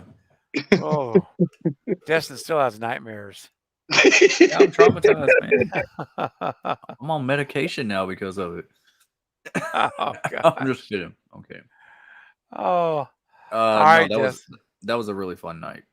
Yeah, and I'm glad I could amuse y'all with that. I'm kind of struggling with this because like I haven't watched all of the Sleepaway Camp movies. Yeah. And we're just talking about her or him. We are. Yeah, that's true. And I think it's solid, but I also that's another killer that I would like to see do more, and I feel has the potential to do more. So I might not be right here, and this does not mean that she's not amazing. I just want to see it sharpened a little bit. So I say Blade needs sharpening. Okay. As far as like, I want it to be just, I feel like it has the potential. I just want it to reach that, Definitely. Yeah. All right. And that ending is, if we're talking about endings and shocking, that ending is definitely supreme. Oh yeah. Ooh. Okay, guys. Let's see here. So we've got 3 different votes on the panel, right? We've got. About to say solid won it out with the last 2. It did. Okay, Yep. solid won it out. All right. So we'll move Angela to solid. All right, very good. I'm gonna go ahead and stop sharing screen for now. And then I'm going to save this so that. Man, I ain't going to be lie. I enjoy being vote counter. I think I might want to do it from now on whenever we do this. Okay. Yeah, man. Horror icon. All right, I'm saving this for next time so that I can pull it up and we can keep going right where we left off. Nice. Hey, what's up, Carrie Crave Cinema? What's up, Triple C? We just, oh yeah, I saw you had a watch party. That's great. Hope it went well. That's a great movie. Yeah, it is. All right. Well, we're about to wrap up, guys. I'd have some super chats that have come through. So let me get to these, and then we're going to shut down for the stream. Bronson coming in with a $10 super chat. I have a fun fact to share about The Shining. In order to get Jack Nicholson irritated while playing his character, he was fed cheese sandwiches for 2 weeks. He hates cheese sandwiches. Oh, wow. I didn't know that. That's awesome. Did you know that, Justin or Marcus? I had no idea. No, I didn't have any idea neither. But I mean, 2 weeks straight of eating cheese sandwiches, I think I'd hate eating cheese sandwiches too. Oh yeah. He was probably just like mad and constipated. Probably so. Uncomfortable. Uncomfortable, yes. Oh, thank you so much, Bronson. Bronson coming back again with another $10 super chat. Says, have you ever seen the movie called Number 23?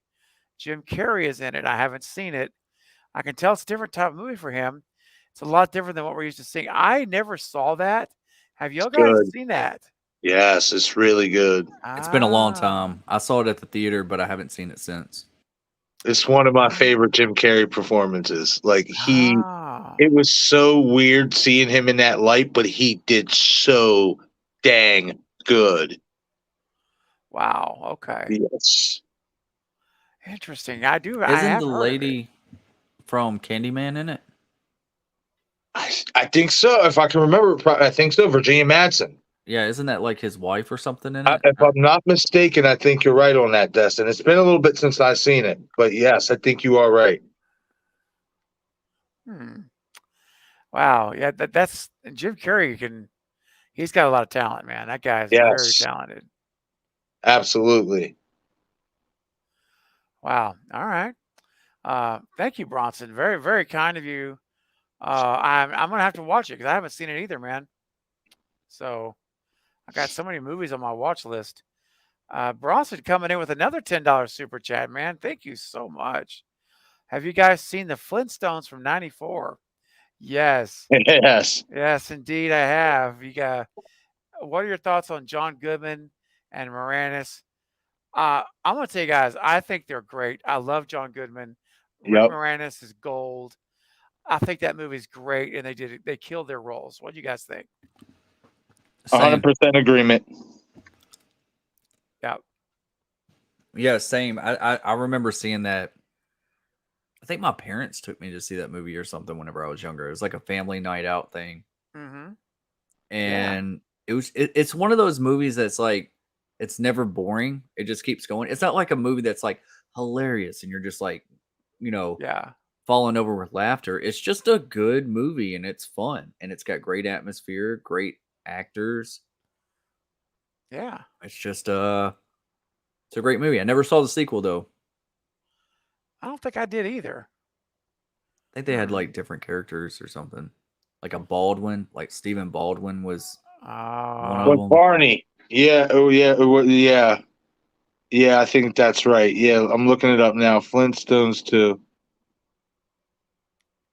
I think that was like, what was it, Viva Yeah. Las Vegas or something? Yeah, in Viva Las Vegas. Yeah. Yeah, it had Stephen Baldwin as Barney Rubble, Mark Addy as Fred Flintstone, Jane Krakowski as Betty Rubble, Kristen Johnson as Wilma Flintstone, Thomas Gibson as Chip Rockefeller, Joseph Barbara, William Hanna, and also, if I'm not mistaken, yet Carla Gugino in this one, or was that the first one? As Man. as Fred's wife. I can't remember. I think it's been too long. Yeah. I know. Wow. I remember Halle Berry was in it. No, it was Kristen Johnson who played Wilma in Flintstones 2. And I think in the original Flintstones, I'm looking it up now.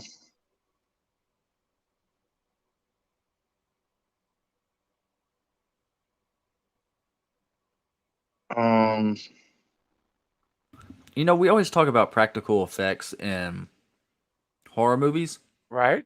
This is really great about, like, you want our thoughts on the movie. As a comedy, a family stuff, like, we don't realize that, like, practical effects are in those movies too back in the day, you know? Oh yeah. That don't get enough credit. Very true. You know, like, I remember, like, Mhm. what was it, like the parrot or whatever, like, was always talking, like the dinosaur, like, it was like a really cool style, the vibe they had of it. And I was like, man, it's like building an entire world, literally, you know? Yeah. That's You don't right. get that often without No. CGI. No, these days it's mostly, yeah, you're right. They'll just do a CGI of it and that's it. Yeah, I miss those days, man. Me too. Bronson, good stuff, man. Thank you for that. That's Generous right. super Rosie chat. O'Donnell played in the original one too. Oh my gosh. Yeah. Rosie. Yep. I want to say, I forget who played Wilma eventually. I feel like originally, I feel like it was oh man, I had her name too. I'm about to look it up. She's played in so many movies. All right. I know which one I'm looking for. Marcus is on the hunt. I am.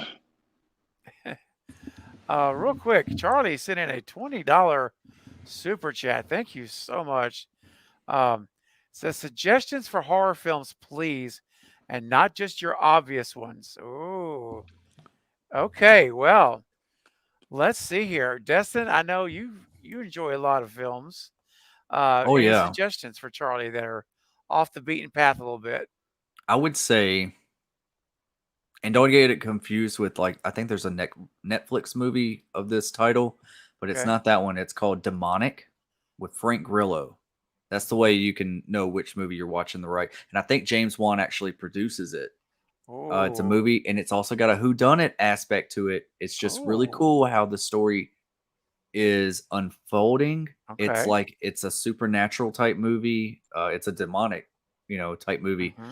But it's like just the way the movie's structured. It's pretty much like Frank Grillo is about to call it a night, and he gets a call that that something's going on at this house that what used to be like a witch's house or whatever, that like sometimes teens will go there or whatever. And this documentary crew has went there and has, I don't want to tell you everything, right, but like has stuff is going on, encountered stuff. Okay. right. And there's like one survivor or whatever, and it's Frank Grillo like figuring it out that entire night, like what happened here. Why is all these people murdered? Yeah. Such a cool concept. All right. And I didn't tell you anything about the movie. When you watch it, like that's like the very basics. Nice. Really good movie. And I would have to say runner up is Mind Hunters, not Mind Hunter. Yes. Mind Hunters with Val Kilmer, LL Cool J, Christian Slater. Really good whodunit. So good. It was Saw before Saw. Really, really well-made movie by Rennie Harlan. Very good. Marcus, you have any suggestions? The Hills Run Red. Dustin, I know you know about that. Ooh, yes. Yes, The Hills Run Red. That's a really good movie. It also has basically a whodunit aspect to it. One of my favorite ones that has become one of my favorites here, and I watched it this year, but it's actually a film from 2017 called Don't Hang Up. If you are a fan of Scream, Saw, and Unfriended, and ever wondered what a movie like that would be blended into one film, this is it. Damian Mace, who actually does special effects for Avengers and stuff like that, directed the movie. It's really good. It's a whodunit, and it focuses on like social media content creators and stuff like that. Definitely check it out. Another one, oh man, another one I'd have to say probably underrated anyway, in my opinion, would be like Night of the Demons. You know, that that franchise as well, that in my opinion doesn't get enough love. I mean, when he says, not your usual, not your typical, I assume like Halloween, Scream, Right. Nightmare on Elm Street. So why not throw Urban Legend in there as well? Oh, dude, that movie, Yeah. yes. I love Oh. Urban Legend. From Yes. 1998, my friend. And Yes. just to answer Charlie, because I see in the comments and it says, is it the 2021 movie of Demonic or is that different? That's a different film. This is came out in 2015. And it's got Frank Grillo in the cast as the main cast. And Maria Bello is in it also. She's like an investigator. You'll see a lot of familiar faces in the movie. It got shelved for a while, and I was like, "This movie is really well good. It's a good movie all the way around. I would watch it again." Yeah, and I'm gonna kind of steal what you said, Urban Legend. I'm also gonna say Valentine. Yeah. You need to see Valentine. Yeah. Oh my gosh, Urban Legend, the first one, Valentine. Those are must see movies in my book. Yeah, those I highly recommend as ones that you should see, and Psycho too. I know we talked about it Yeah. earlier. Psycho. Yes. Psycho 2, man. I'm telling you, you will not be disappointed. So there's like 6 or 7 movies there. We threw out on the table for you. Hopefully, you haven't seen some of those, Charlie, and some of you can watch and get you going down some new paths there. And so yeah, appreciate your super chat. Great question. Hope that was helpful. Plug in the faculty.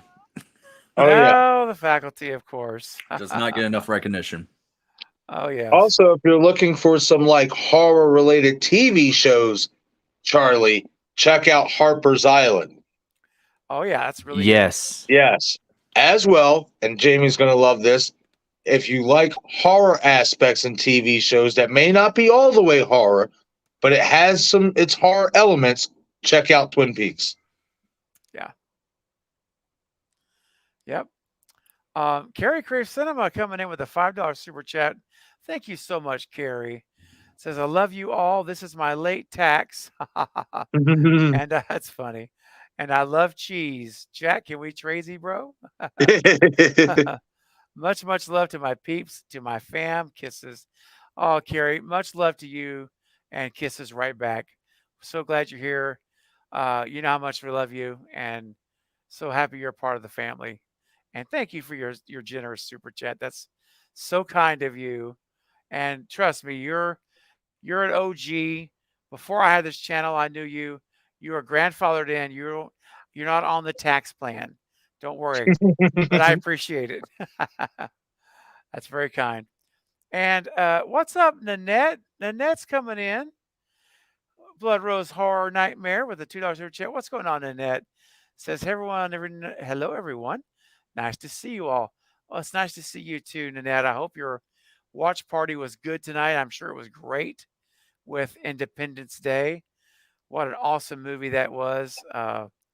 And I'm sure it went really, really awesome. And so nice for you to see you here, rather. So nice to see you here. And thanks for your super chat. And I'm going to play a clip for these last couple of super chats because then we're going to wrap the stream up and call it a night. And let's go ahead and do a clip here. You know, something we haven't done for a while. I haven't played the Stew Train music video. All right, so let's end with the Stew Train, and then we'll come back and we'll say goodbye. In the meantime, crank it up, guys, and get your tickets ready for the Stew Train. And before we do that, I wanted to say real quickly that next month on August the 13th, speaking of urban legend, I will be interviewing Matt Berman, who played the killer in Urban Legend in the costume. He's the one that's actually in the costume in the entire movie, in the hoodie coat with the hoodie. He is going to be here on the channel, and he's the stunt coordinator for It Chapter 2. Nice. And he's done a bunch of other stunt work as well on The Bride of Chucky and other films. He's going to be here on August the 13th at 9:30 for a 1-hour interview, and that actually is his birthday. His actual birthday. He's going to be here, which is wild. That's cool. It's really cool. And so, yeah, he's going to be here in a month, next month. So be sure that you check it out. I've already got the stream set up on my channel. So you can go there now, click it, hit the notify me button and the thumbs up button. Trying to get that stream to 50 to 75 likes before we get there. And that would be an amazing accomplishment if we can do that. But anyway, that's coming up, guys. And so there's an Urban Legend poster, Charlie. So there's the little sneak peek for you. Don't worry, this is not a spoiler. He's the one that's in the costume. He's the stunt man, so don't worry. But definitely check it out next month, and would love to have you all back here for that. All right, so real quick for the hold on a second here for the super chats, and Charlie's coming in with one more. Another $10 super chat. Thank you, Charlie. Says, thanks for the recommendations. So far, I've watched Scream, Saw, Nightmare, and a few others, but those are the franchises. Okay. Well, Charlie, check out all those we recommended to you if you can. I promise you that's a great launching pad to kick off from Scream and Nightmare and Saw. And I think you'll be really pleased with what we've recommended. They're choice movies. They're, at least in our opinions, they're really good. So awesome, Charlie. Well, thank you again for coming on the stream, becoming a channel member, and for all your super chats. It's so generous. And I'm going to play this clip now for everyone on the Stew Train.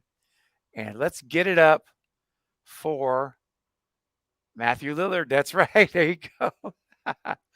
Our good friend Jack Stannis and his original song and video of the Stew Train. And then we'll be right back to say goodnight. And here we go, guys. Enjoy. Hello, listener. This is Mike Vaughn, and you're on the Stew Train. Enjoy it.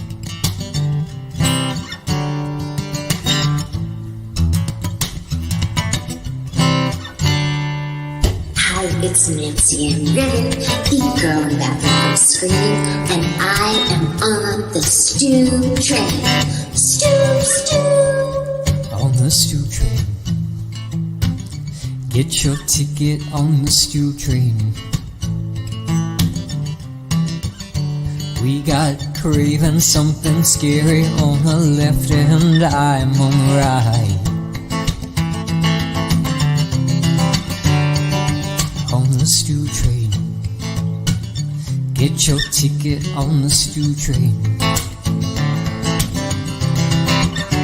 We got craving something scary on the left and I'm on the right.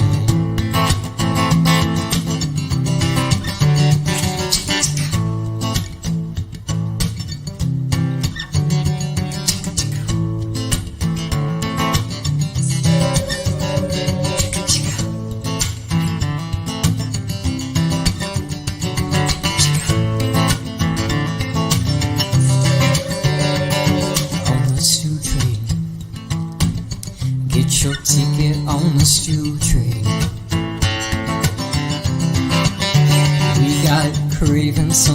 scary on the left and I'm on the right.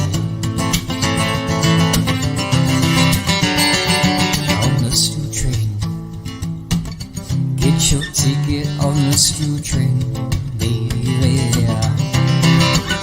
We got craving something scary on the left and stews on the right. And stews on the right. Get your ticket on the stew train. And the stew's on the right. Get your ticket on the stew train.